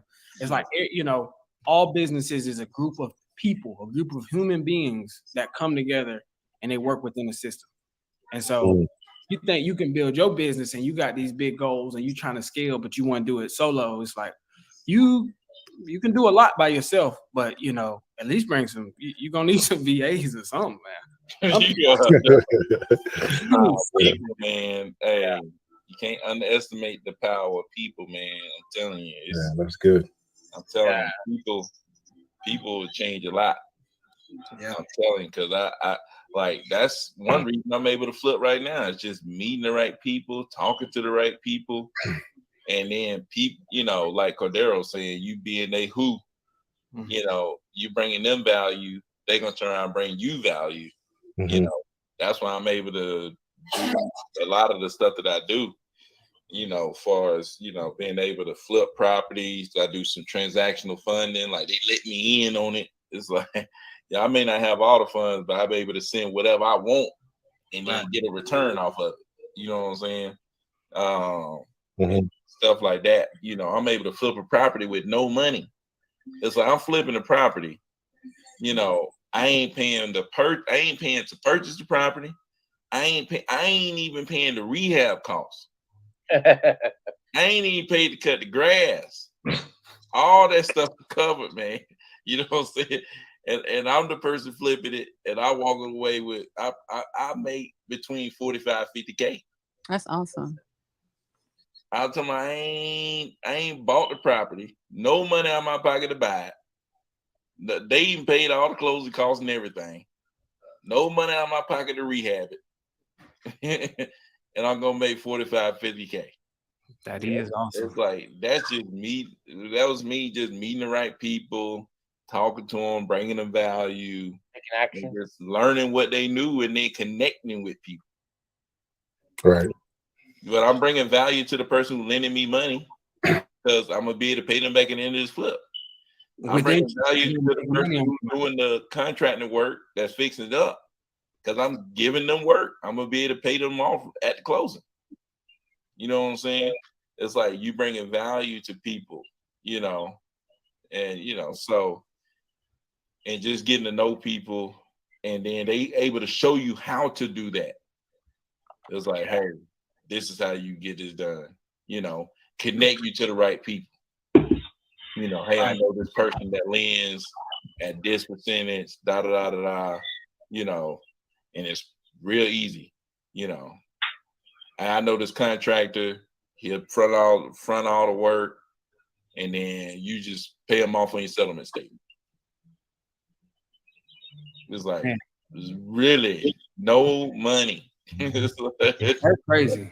No, I take that back. I did have to get insurance. It cost me like, I think that insurance may come like $200 bucks. Man, am I the only one that thought you had to come? It cost like $200. Look, that's it though.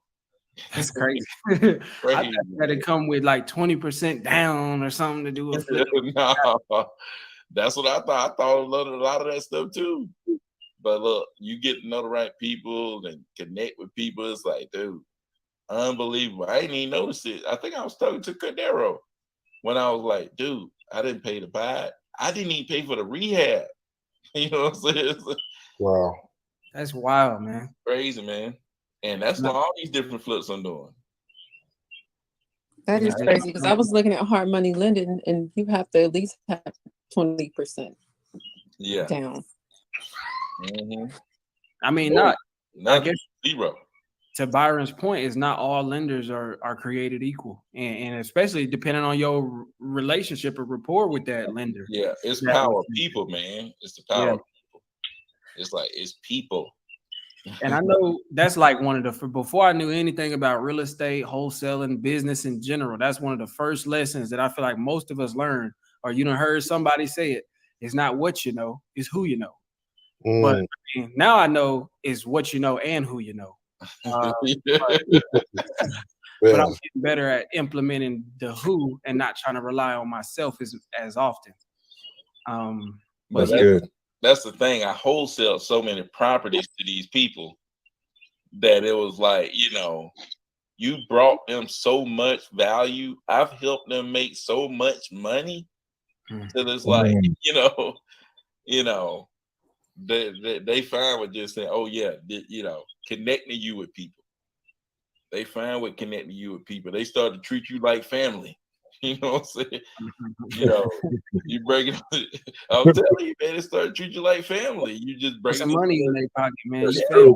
That's you true. bring so much value that they start treating you like family. It's like, dude, I'm telling they send like I had a baby, they sending me stuff for my baby. They all kind of stuff, man. They ready to send me stuff for my house. It's like, dude, Man, that's awesome, man. we ain't family. It's like,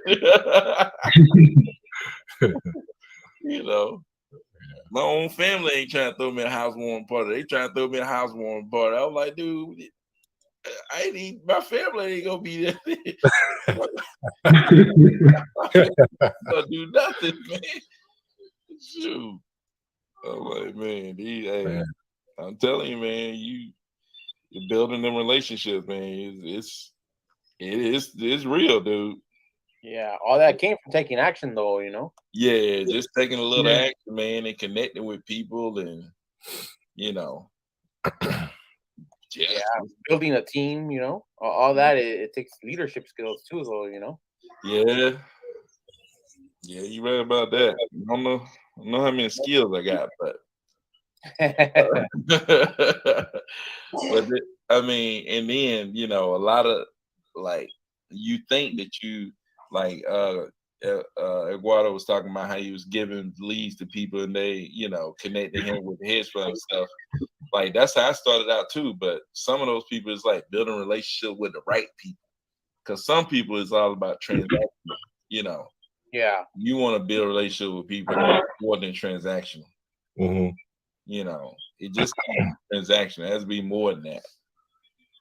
So, like I've met buyers that was just transactional, and then there was other buyers who actually, talk to you and all that stuff. And if you value those people more than the transactional people, that's when you come out at the end. You'll come out better that way.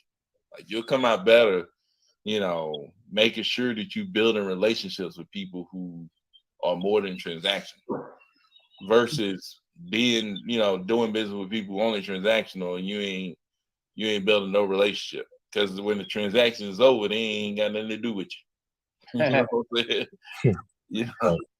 It's interesting because that's a skill right there in itself, is just knowing where to invest, or who to invest your time into, though. Yeah, you know what I mean? Because that's probably what I feel like that's what I've been doing wrong. Is just like I got some transactional people, and I try to invest a little bit too much time into them, when in reality, they are just transactional people. Period. Yeah. Yeah.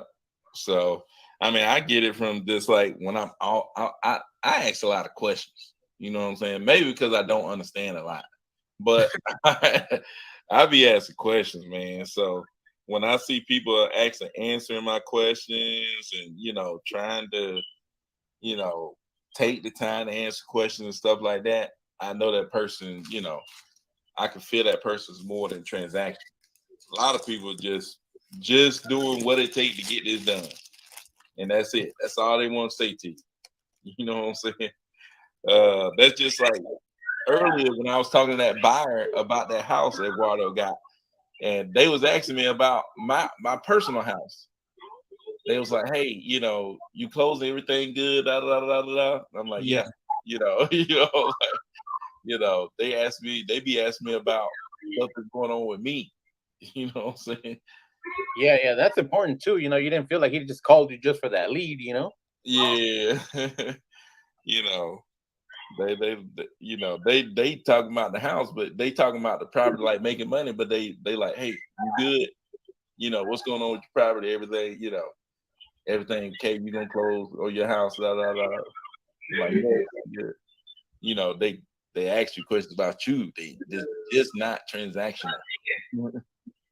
So that's a big thing, man. That's the big thing, because you may even lose money. You may not make as much money dealing with non-transactional people, but at the end, you know, the connections that the people that they'll connect you with, you know, money. Yeah. Do you feel like that? It's like that too with the VAs. I feel like, you know, you got to build I have a good connection with them too as well. So they're integrated in the business too, because I feel like a lot of people just want to treat them like, oh, they're just VAs from the Philippines, but you got to have a strong bond with them, you know, too, so they can feel like they're part of the team. Because I see a lot of people do that, you know. Yeah, I be sitting on the call with my people. I be even telling my wife, I got a VA named Jessa, and we just be talking in front of her. She's like, we just talking about all our business in front of her. And I'm like, Jessa is family. She's family, man. It's like we got to set up a retirement plan for these people and everything, man. Like, dude, they are family, man. Yeah, because they work harder for you. You know what I mean? Yeah, I mean, they be sitting there right there with me. I be sitting there talking to them. We talk about all kind of stuff, man. We be just sitting there, and they work. I call them. I probably call them right now. They'll pick up a phone or something and be ready to do whatever I've asked them to do. It's like, yeah, man. It's like they just family, man. You know. So I think that's a big a question, because a lot of people, even on YouTube, a lot of the stuff we talk about here, I never see it on YouTube. I'd be straight up. Like, they're talking about the same stuff. But I do hear them say, oh, you got to find a buyer or find such and such and build a relationship. And then they'll just go right past that. But what does build a relationship mean? Just in general, like to you, or build a relationship. But that's true, because I learned that from you, Byron, too. Because the people I started working with, and they introduced me like how to get VAs, hire them, and I started managing them. Like, their whole mentality was just like, man, they were just transactional. They were just transactional. They, you know, we pay them when we pay them. And I'm like, man, it just doesn't make sense. These people coming in here working hard for us. And I feel like you can get a lot more out of them when you treat them with some type of respect and stuff. So, but, you know, with the VAs, definitely I take a lot more time, invest into them, invest into to who they are and stuff, like, you know, that type of stuff. But when it comes to like buyers and stuff, building a relationship, I guess, you know, that was something that I wasn't really good at, or I haven't been. Yeah, it just take a little time to figure it all out, man. So, but yeah, I think, and it's hard to see that at the beginning. People talking about building relationships. It's like, dude, I need to get a deal. What you mean? Yeah. You know or Byron, the mindset. I think the mindset. Yeah, no doubt, man. And I think, and looking back, it's like that's what I was doing that, not knowing, not thinking about it. It's like when I told you, I was like, I went out to this property and started talking to the guy who cut grass. Like, I was just talking. I wasn't trying to get nothing out of them. I'm just building relationships with everybody. You know what I'm saying? And that guy who cut grass, it was like, you know, like he was cleaning out the property and cutting the grass. Later on, I got him to come clean out the property after I had wholesaled another property like a year later. You know what I'm saying? I had been in communication with him though. You know, even just following up with him, asking how he doing, and just checking in on people. You know. I was listening to the Bigger Pockets podcast when Brandon Turner was on there, and they had a guy on there that was talking about that. Like, you know, I don't know, Cordell, you listen to Big dude. Oh, Ty probably remember this episode right here. That he was talking about, like, you should have like basically a calendar to reach back out to all the contacts in your phone. Like, you should reach out to this many people that you haven't talked to, this many people that you haven't talked to for a month or whatever. Or you should reach out to this many family members, you know, every month or stuff like that. Just reaching back out to people and following up with people is a big thing, man. Just keeping relationships going. You never know what people are doing, you know. Like, I had a cousin that I hadn't talked to in a while. I reached back out to her. She knew somebody who was losing a property, and I end up buying it. Right? Yeah, I end up buying the property. End up buying it and selling it. It's like, you just don't know. You just don't know, man. You just gotta talk to people, man. Like, that's that's a big thing, man. Just reaching out to people, being more conscious of when the last time you talked to these relatives or to the, even to your siblings. It's like, when the last time you talked to these people, just reaching out to people, let alone buyers like Cordero to my head. Sometimes I reach out to my buyers, just reaching out. Hey man, just reaching out, seeing how everything was going. I ain't even got property. You know what I'm saying? It's like, see how everything going, where y'all buying, just checking on them. You know what I'm saying? So, especially during a time like this, so. Like when I went to Tiffany and Josh and them today, me, I like when I went to Tiffany and Josh and them today, I like the network, right? Yeah. I ended up finding my best buyer in Memphis at that 2 day. Yeah. He was just there to try to really realize how to structure his business because they were starting to get into buying warehouses and stuff too. Yeah. But I just got to talking to the dude on the break. Yep. Just got to talking to him and I asked him what market he said, man, I buy in Memphis. I was like, man, how many properties y'all buy? He got an apartment. He said, man, we buy about 15, 20 a month. Dang. And I told him, I said, man, that's one of my main markets. Yeah. He said, well, here, man, take down my information, shoot me anything you got. Since then, man, I probably done at least about 10, 12 deals with that dude. Yeah. Yeah. Just by holding a conversation with him. That's why I try to tell people, man, you meet a buyer, man, that buyer make you a good buyer, will make you about $100,000 a year. Yeah. Like, you learn about that. You made $100,000 a year of one buyer. That's the thing, man. Like I was telling people that buyers list, like, dude, you get in contact with those people, man,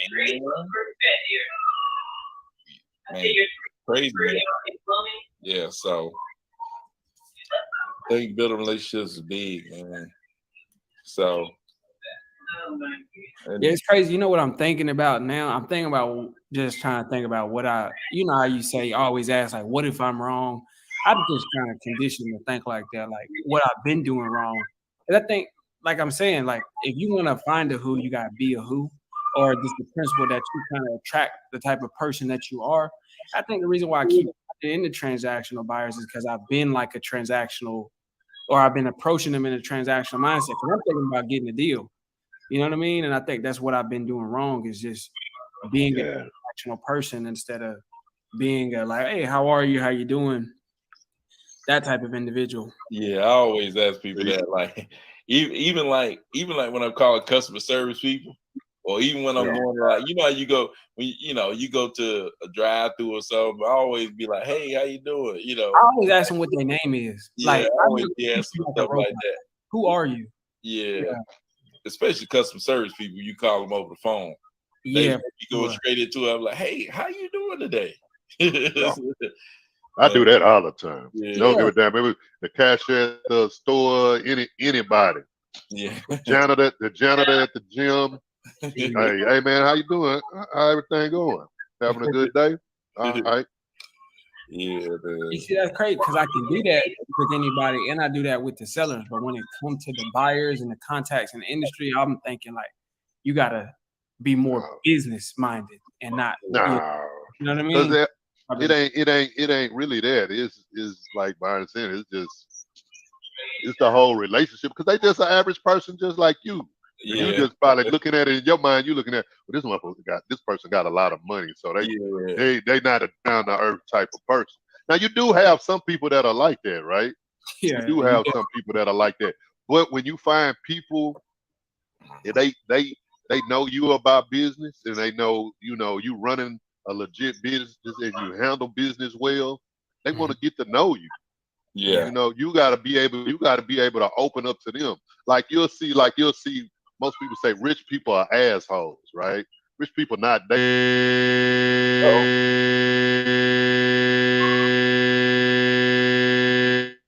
Is this just my? Was that me or? I was like, man. But nah, that just made me think about that. like you was saying, Cordero, you like approaching more in the business mindset, whatever. Right. It's like, shoot, I've had buyers that I thought was big time that shoot, that gotten in trouble and I've gotten them out of a crunch. You know what I'm saying? It's like, you know, there's people that I thought was big time. I ain't never helping them. You know what I'm saying? It's like, you know, you just never know. You would never know who you're gonna be able to help. Yeah. Value to getting them out of the situation. Everybody got stuff going on. You know what I'm saying? At Right. some point, everybody gonna have something going on. You're gonna be able to bring value to them. You know, you're gonna be able to bring value to them. So, because like you said, they just human beings, and everybody, you know, nobody's exempt from ups and downs and natural trials and tribulations. But you don't know. That's the thing, though, too, is when you find the who's and be in the who's, you don't know what capacity you going. Like you said, you don't know what capacity you gonna serve them in, or you might not know what capacity they can help you out in too. Because like you said, Byron, that reaching out to, you would think if you're going to start a business, then you need to be prospecting and reaching out to sellers. But reaching out to family is a big thing because you don't know, like you might just be talking to your cousin. Like I had an aunt who had a property that she actually had inherited, well, her husband passed away. And then that was a property. But I helped her with the property, but I didn't even make no money off of it. Like she asked me, did I want to make some money? I was like, nah, auntie, that's all, you take that. You know what I mean? I probably wouldn't do that now. Like I'm trying to get into that mindset of like if I provide value, then I should get paid for it. But that's you know what I mean? I'm like, nah, auntie, go ahead. I just do the same thing every time. That's my thing. I'm always like, hey, I always ask them what they want. Yeah. And then I always try to get the most out of the buyer. It's like, I just follow that same pattern. So I've sold properties for people that I know, and I do the same thing every time. Now, some people there's been people I made $500 off of, and there's been people I made $20,000 off of. You know what I'm saying? But it's all, hey, what do you want? You tell me what you want. You know what I'm saying? And then we'll see if you can get it. So, like that's what I always did. Yeah, but you never know who is gonna have something that you need in this business. Like property, anybody. Yeah, no doubt, man.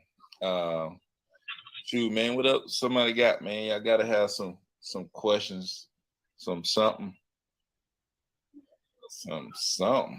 Well, we've been on this mug probably about 2 hours, but somebody gotta have something. And say y'all finna let me and Cordero go into a straight meeting up in this thing.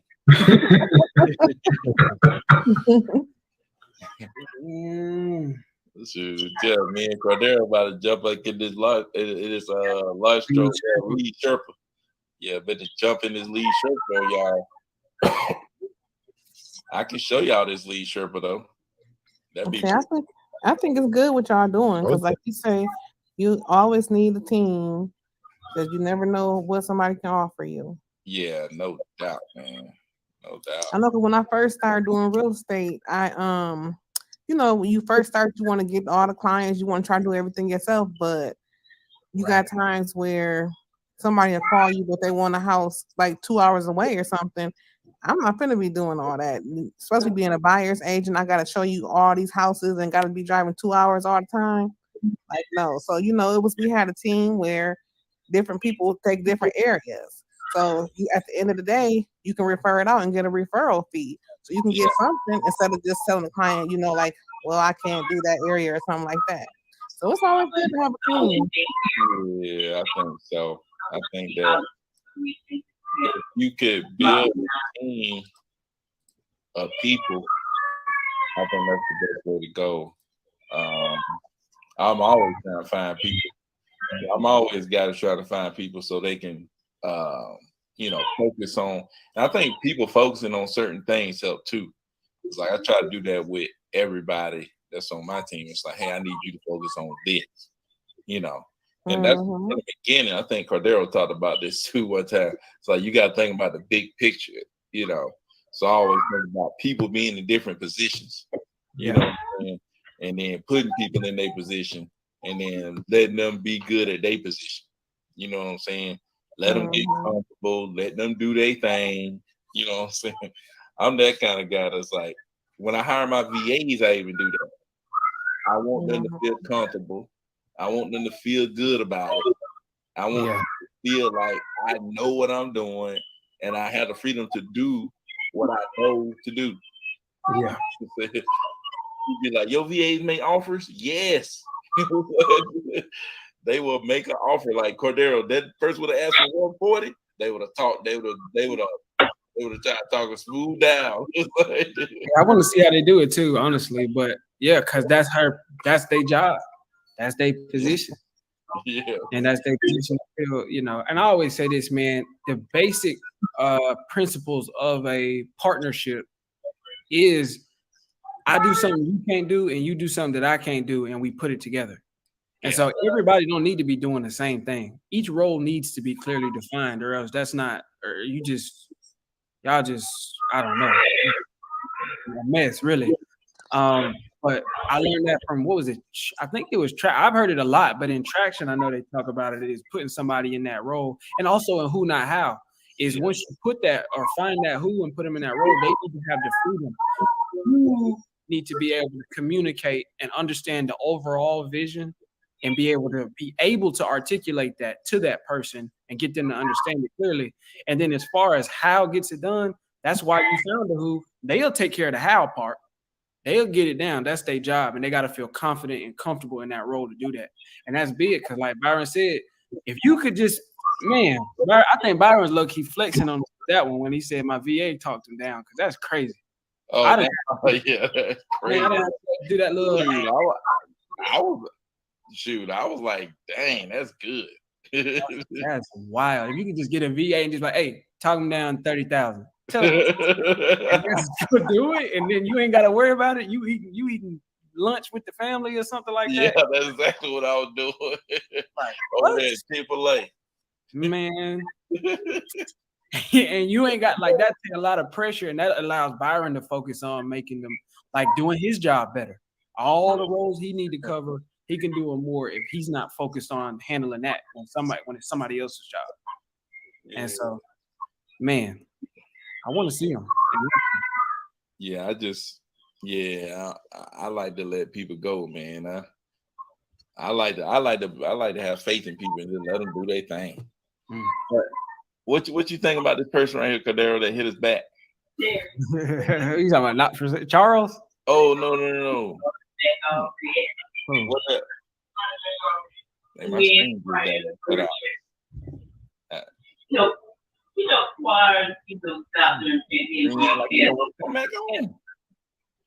What that person say right there, Cordero?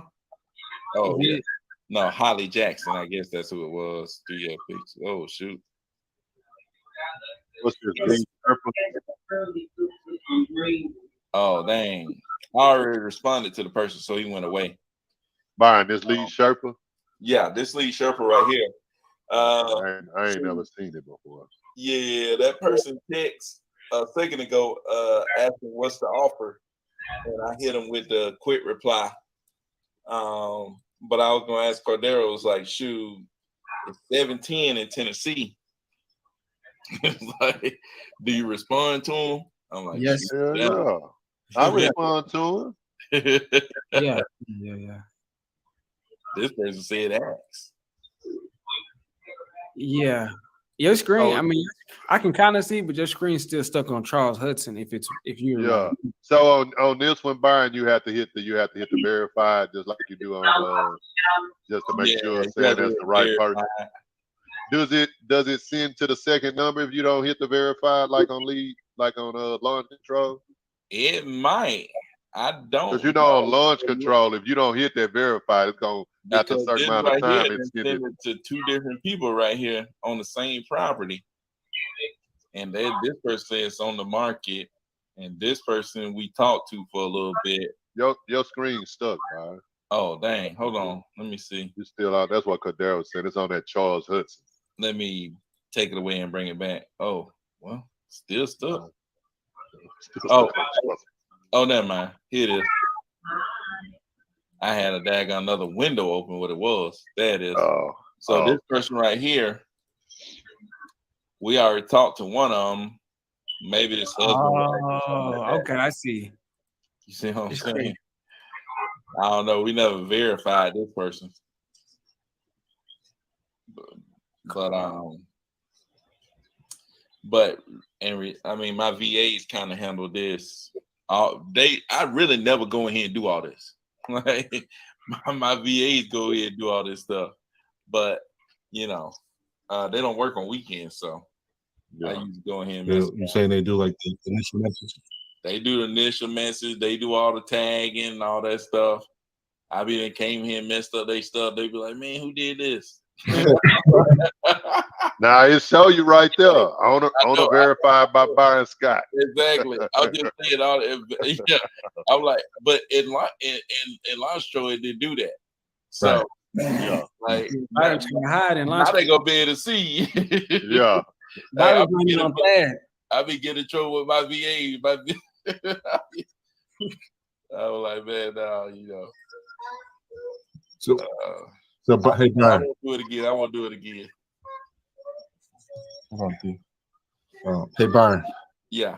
So with the lead Sherpa, like, just quick question: how do you, what was the whole process with that form fill out on your site, and how do you integrate it with this? Oh man. Well, like, they made me get a first I had to do the 10 DLC or whatever. And then they made me put a statement on my site. They made me put a statement on my site. It just tells you that you're gonna be sending somebody a text messages. Yeah. But once you put your stuff in here, it'll pop up. It's supposed to pop up in my Podio. Let's see. Right. Yeah, that's how mine does. Yeah. It'll just it sends it to a separate app inside of Podio. Let me see what mine do. And it sends an email too. Yeah, that's what it does. Yeah, it could do both of them though. Yeah.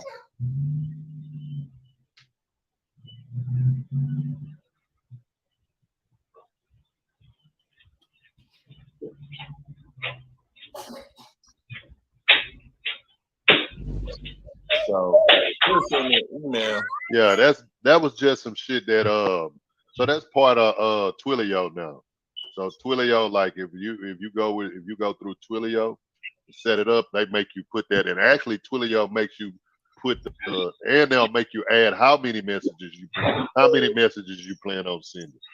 Oh man. Yep. Man.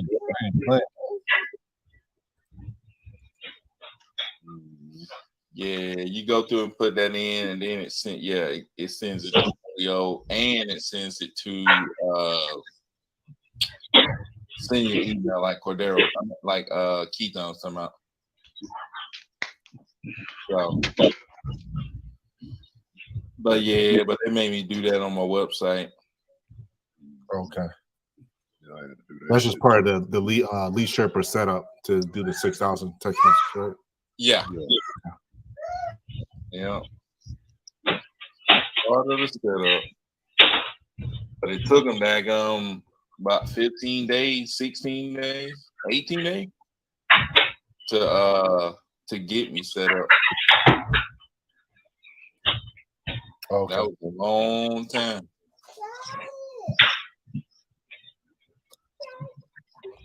What do the little red numbers mean to the outside? I don't know. Right here to my one. Yeah, the one and the two. Message. Oh, okay, two messages. Okay, two new messages. I got you. First sent one. We'll mark them verified. If they hot, we'll mark them priority.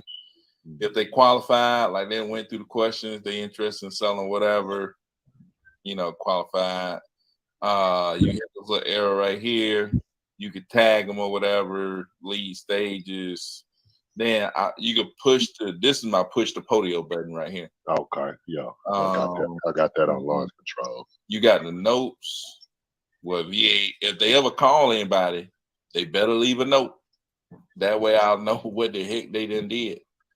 And then if I wanted to get rid of this person on the screen, I could just hit the mark as red. They'll go away. You could edit their information. You better be careful with that, because you start changing people's names when they, Can you edit the phone numbers? Because you know how sometimes you text somebody. I know you can't do it in Lawrence Control. Yeah, don't seem like it. Yeah, you probably can't. Because you know how sometimes when you text somebody and they go like, well, Eddie's number is such and such. You know what I'm saying? And then you want to be able to edit the lead, so but you can't do that shit. You can't do it in Lawrence. That would be pretty cool right there. Yeah, that's why I was asking them. But yeah, you want to go Zillow, you click that right there. Hey, ship your shoot. I think I'm gonna end up getting that too. This person over here, man, look like some they trying to sell out there, man. They done on the market. No, look like it's too high though. This is definitely 150. Where it need work? Look like it needs some work out of this thing. Scroll to them pictures again. I see it. What's that? Let me zoom in. My bad. What was that? Was it right there? Yeah. Oh, that's it. Yeah. Ain't even got no doors on the freaking. Oh, hell no. Nah. Yeah, you got that way too high. I'm telling you, dude. God. That might need to be by 100. that need to be at by 95, 90. 60. Yeah.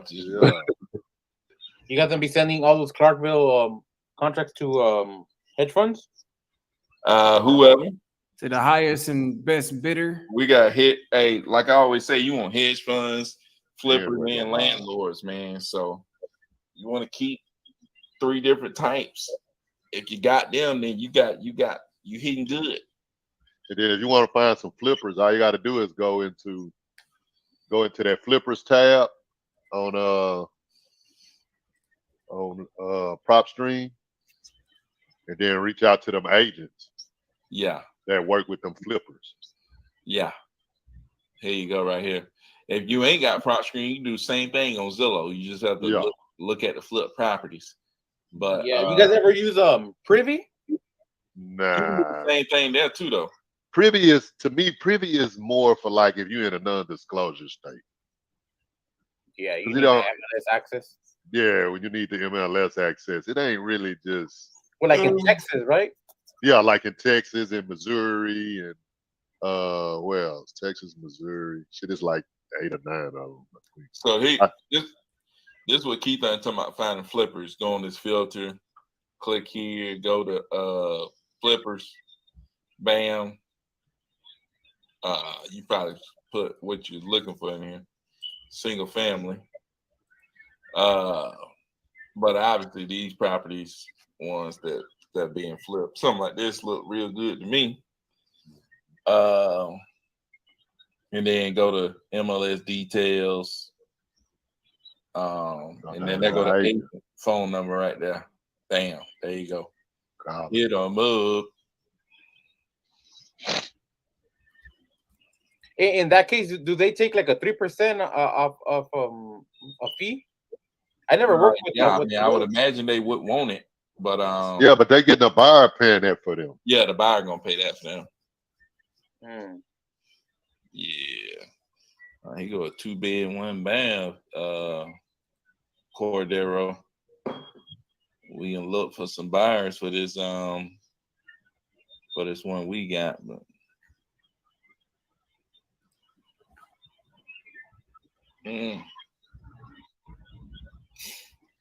Well, that was a 3-1. They go 3. Yeah, they go 3-1 right here. Let's see who did. See how many link properties they got too when you get Ruth.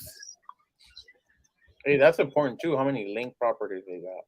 Yeah, but a lot of time they just might be a flipper though, so they ain't gonna have like a flipper that don't own a ton of property. They just flipping that shit and selling it to somebody else. So what about when you're putting a list? And sometimes it asks you on the tab, how many link properties do you want them to have? No, that's like if you pull in a general buyers list, right? But most flippers are not going to own a ton of property. Because all right, they just flipping to get money. Most of the ones that have a shit ton of property are more like buy and hold investors. Yeah. What about on the seller list? When you're building a seller list, and how many link properties do you want them to have? Oh no, I don't do that. Yeah, we don't even do that tab. Now that's really mostly for buyers. Well, I guess let's say if we had a property. God dang, my screen went black. You could go through here and filter out the flippers to the type of property that you need the daggum buyer for. You know what I'm saying? Yeah. You can sit here and go, you know, max number of bath. You may want to put 1. You know, you looking for somebody that'll buy like a 3-1 or a 2-1. You know what I'm saying? And that's the minimum on that. Hold on. Do what? I said, no, that stuff definitely worked because there was this 2-1 that I was trying to get rid of, and I found a buyer in Clarksville, and he was just like, "Yeah, man, I'm all over 2-1s." And he was trying to eat that up, but I sold it to somebody else before I got it to him. But just like trying to put that particular criterion to find the buyer who's buying that specific type of property, definitely. Yeah, because you're gonna have a lot, like you said, you'll have a lot of people don't even want to deal with no 2-1s. Yeah, they bought it for 110 a month ago. 236 Birch Road. Yeah, no, that was the one that I was trying to get find a buyer for though. Oh yeah. That was a lady named Soon was going back and forth. I just didn't get it. But she owns some more properties. That lady that owned that property and sold it for 110, she owns more. So I'm still following up with her. Yeah. So the one you missed out on right now. Yeah. Oh dang, you should have figured out who the darn buyer was. What else was that? What? It was Birch Road, 236 Birch Road. Yeah. So you remember that? Oh, didn't you? No, for sure. I'm not. Yeah. Wyatt, man, I sold a property to Wyatt before. I sold a couple of properties to Wyatt. So I don't know. Oh, so that's the buyer? Yeah, that's the buyer, Wyatt. For 110. Yeah, I was trying to get her. Listen, she wanted 120. No, I was trying to get her at 10 around between 105 and 110, and she wanted 120. But while we was negotiating, something happened in the kitchen, like a leak had happened or something like that, like a pipe busted or something. Yeah. And so she called me and she's like, "This happened or this," and then she's an older lady and she actually gave power of attorney over to her daughters, and that's where it kind of got me. I tried to, but I had worked so hard building the rapport. I think we was talking about this one. Yeah, I think I kind of remember it now. Yeah, I was building so much rapport with the mom. Then when she kind of got, I don't know, she got in over her head, so she transferred power of attorney to her daughter. I tried to stay in front of her daughter, I really did, but it just she was just trying to figure out what she was gonna do. They didn't know if they wanted to list it, and then they ended up selling to Wyatt. But I know Wyatt, like I've sold some deals to Wyatt. He's a flipper, and I'm pretty sure he done already flipped it. Pretty sure, or he done something with it. We about need to reach out to Wyatt about I can, yeah. No, I got a couple of these. Yeah, no, I can. I mean, pretty sure that's the Wyatt that I sold. Yeah, he got it listed for 184. Yeah, and and how it looked now, like them pictures, that's not how it looked. He done something. Yeah, I can show you right here. That thing look nice. There it is. He really did a lot outside in the kitchen. And the thing about that property, again, like I said, North Clarksville is really a nice spot. It's just in a great area. That house is right around the corner from some new. He didn't really do nothing spectacular. Yeah, he didn't really do nothing spectacular, and it's just a 2-1. Yeah, it's clean though. But hey, that's all you got to be is clean, man. Yeah, that's he changed clean. that kitchen wasn't like that. He completely changed that. He had, and apparently there was some sort of leak in there or whatever. But yeah, I dropped the ball on that when she transferred it to the power of attorney over to her daughter. That was tough. But Hey, dude, all you gotta do is paint, flooring, light fixtures, new appliances. that's all he did. Clean it up. Clean that mug up. It's like- Because she took they had it actually, they was using it for a church. Like they would have their church meetings at the house. It wasn't a rental property, it was vacant, and that she was using it for their like church meetings for the past 10 years. So it wasn't a lot of wear and tear on it. So Dang. How much he bought it for? he bought it for 110, but she was wanting it for 110. So I think that was what it was. Ashley or whatever her name is. I got her number. Like she, I reach out to her all the time. And so that's what I think they ended up listing it. No, excuse me. No. I don't know if they listed it with Ashley.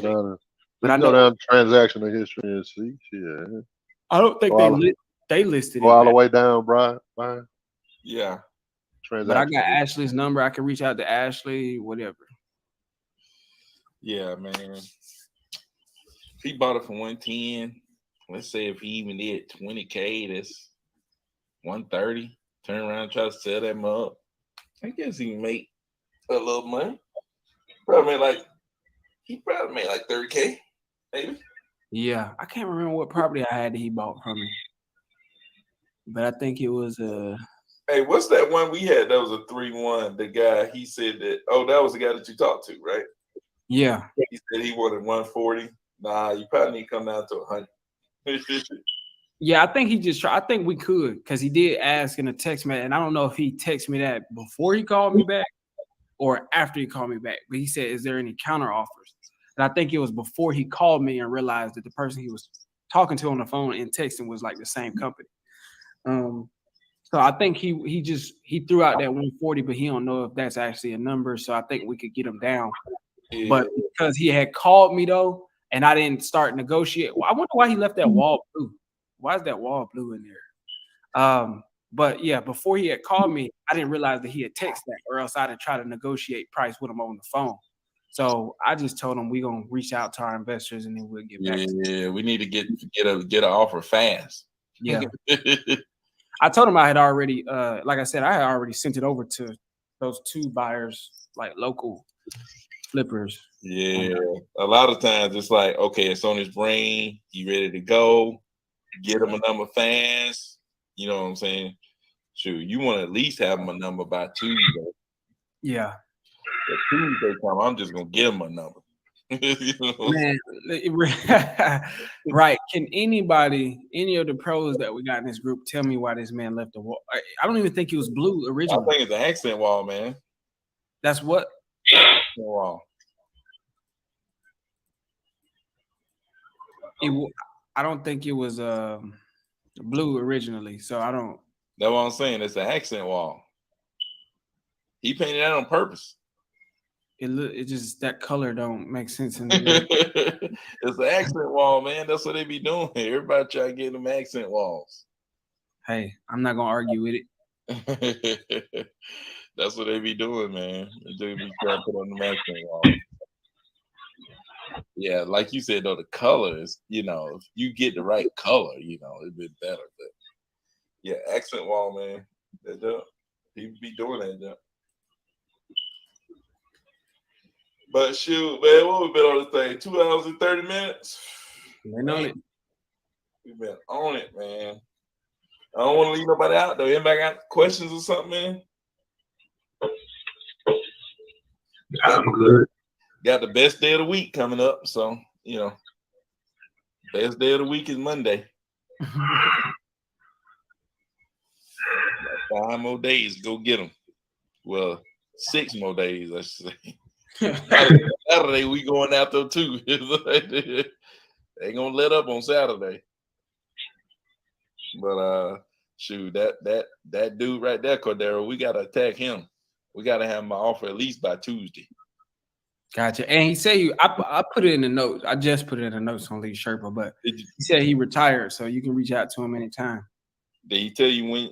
Did you tell him when you were gonna call him back?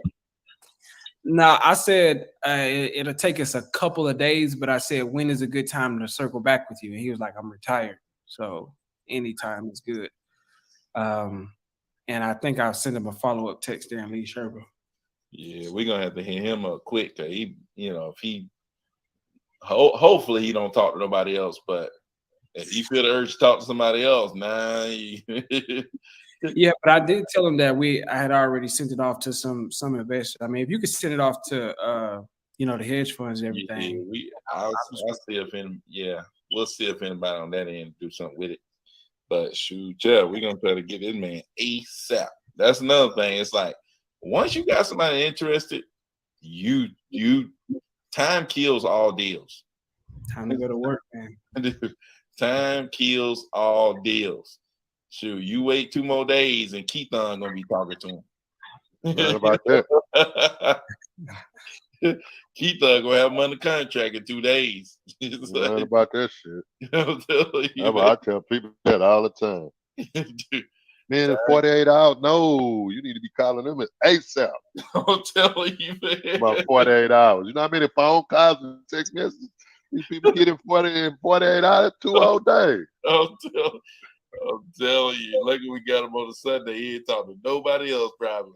Got him first thing in the morning. Hey, tomorrow we try to get an offer ASAP. Anybody come with a number, just come. I don't even need that. Don't need to have to be my end buyer, but I just need a number. Just give me something. Just give me something that I can go back to this man and talk to him about. You know what I'm saying? Right. Yeah, but shoot, yeah, that I'm telling you, that's the name of the game, boy. Then you get back one tomorrow, be like, ooh, you know what I'm saying? Yeah, so, but yes, time kills all deals, man. God, I've seen it over and over again. Oof. Oh, man, I don't even want to talk about it. But make it hard to go to sleep. Man, you be sitting there thinking about all the stuff you done missed out on. Time killing your deals. Man, we sitting there looking at a deal that I missed out on. Just watch it. Yeah. Oh, yeah, that's right. Yeah. So you the went on here and got this one on the wraps. You wouldn't have to worry about the yeah. It was tripping me out. They was at 110, so I was trying to create some wiggle room, but he came in and just bought it straight out at 110 is what it looked like. Or it could have been some sort of wholesaler that got him down low to 110, maybe. I don't know. Could have. Yeah, got a little assignment fee. Yeah, I guarantee you the guy who he would have bought it at 112. Probably bought it at 115. He would have gave you a 5K assignment fee. I had a buyer that I was trying to get at 120. I was trying to get him to buy it at 120. Yeah. But yeah, I knew from the get-go, from the very beginning of this business, was that I was going to lose money. I knew I was going to lose money. I knew I was going to do some deals the wrong way, so I don't be dwelling on it. We got more people coming. Yeah. And it's 6,000 prospects per day. Some leads going to come out of that. Some deals going to come out of that, man. I do want to go on and hit one of them big boys, though. I think the biggest single deal that I've done was a 15K in one deal.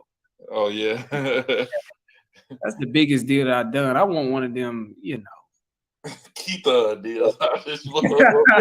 Nah, Byron, you don't hit the 100K biggest I ever did was 60. Oh, yeah? Byron, oh, man. I ain't never been one bigger than that. Both of them, both times, I never talked to the seller.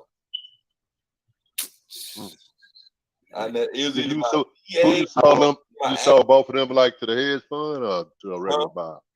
Both of them were sold to a hedge fund or to a regular buyer? One of them was sold to Amherst, and the other one was sold to like some flipping company. Like they was a bigger flipping company, but kind of like Wedgwood. No, kind of like Hudson Homes. Oh, Hudson Homes, they flip?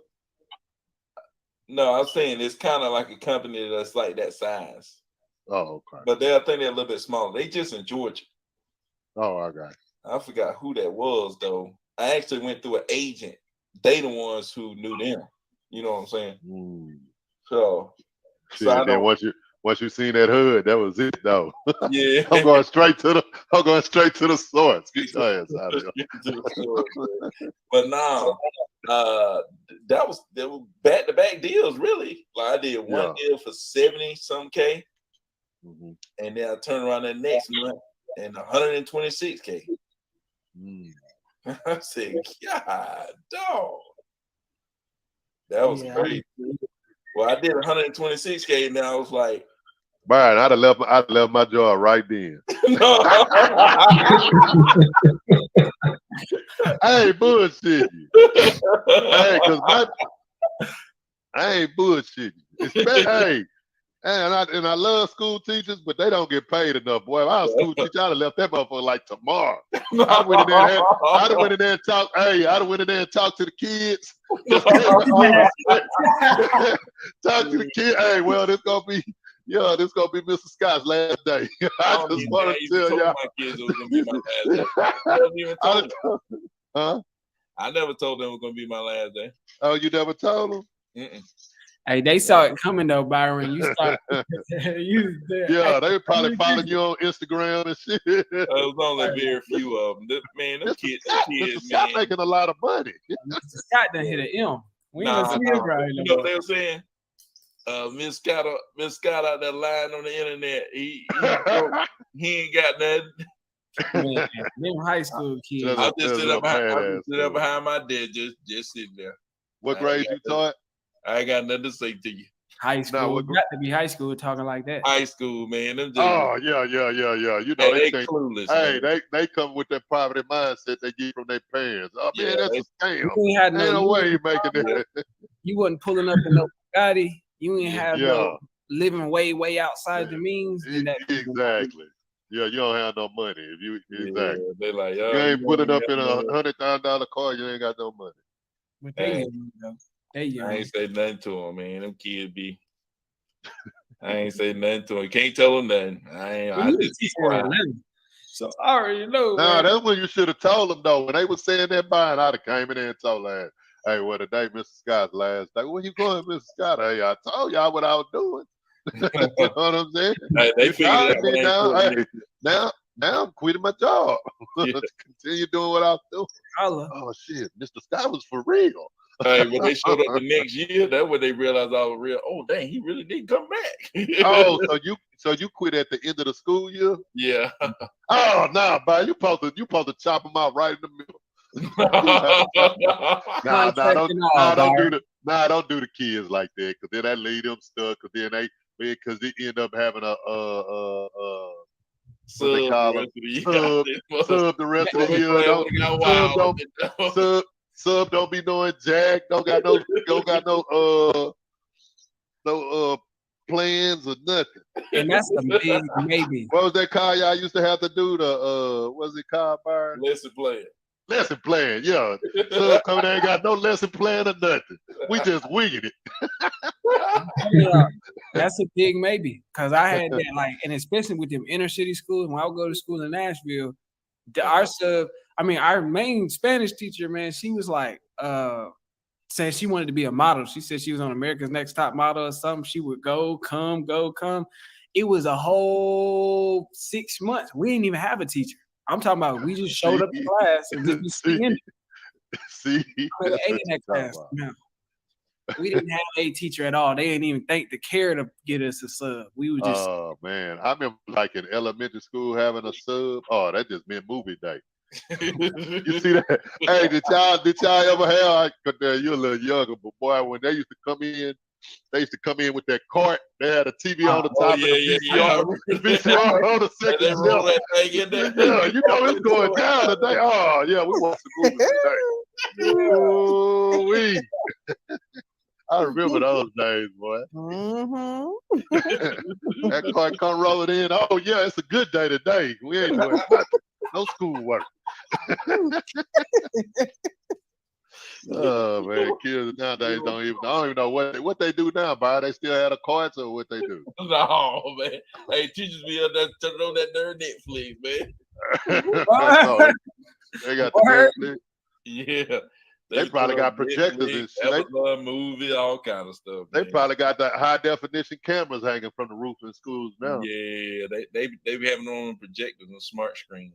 So Oh, see, they high dollar. hey, We had that court. That's it. hey, shoot, yeah. But Yeah. yeah, man. But shoot, finna roll out, man. I gotta All right. wake up tomorrow and get these kids. Well, nah, I guess I ain't gotta take my kids. You already sent your VA a message. What's that? Hey, make sure you call him first thing in the morning. Hey, first thing in the morning. First thing he want to be the first person called.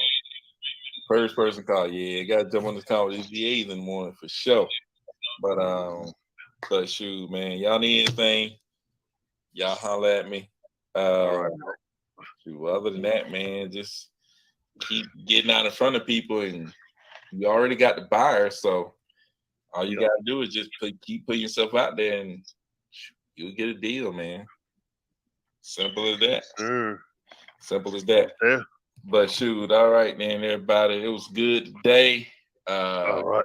We'll catch y'all next week. All right. Yeah. Same bat time, same bat channel. Oh yeah. All right, man. Hey, I'll be live this week though. I'm be back on my YouTube thing, man. Y'all gotta come through, holler at me. All right. What day? I don't know why I don't get to like my notifications don't pop up. No, I ain't been live in like a month. So nah, but I'm saying like even when y'all used to go live, like I get on YouTube and then I see the video, I'm like, damn, I ain't even get no notification for it. Shoot, I'll hit you up. Yeah, just send me a text. Yeah, or just send us like a group email. Yeah, because that way we'll know to come in. Yeah, at least be on there. Or something. Okay. All right. All right, appreciate it.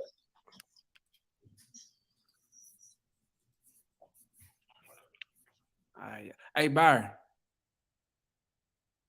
All right.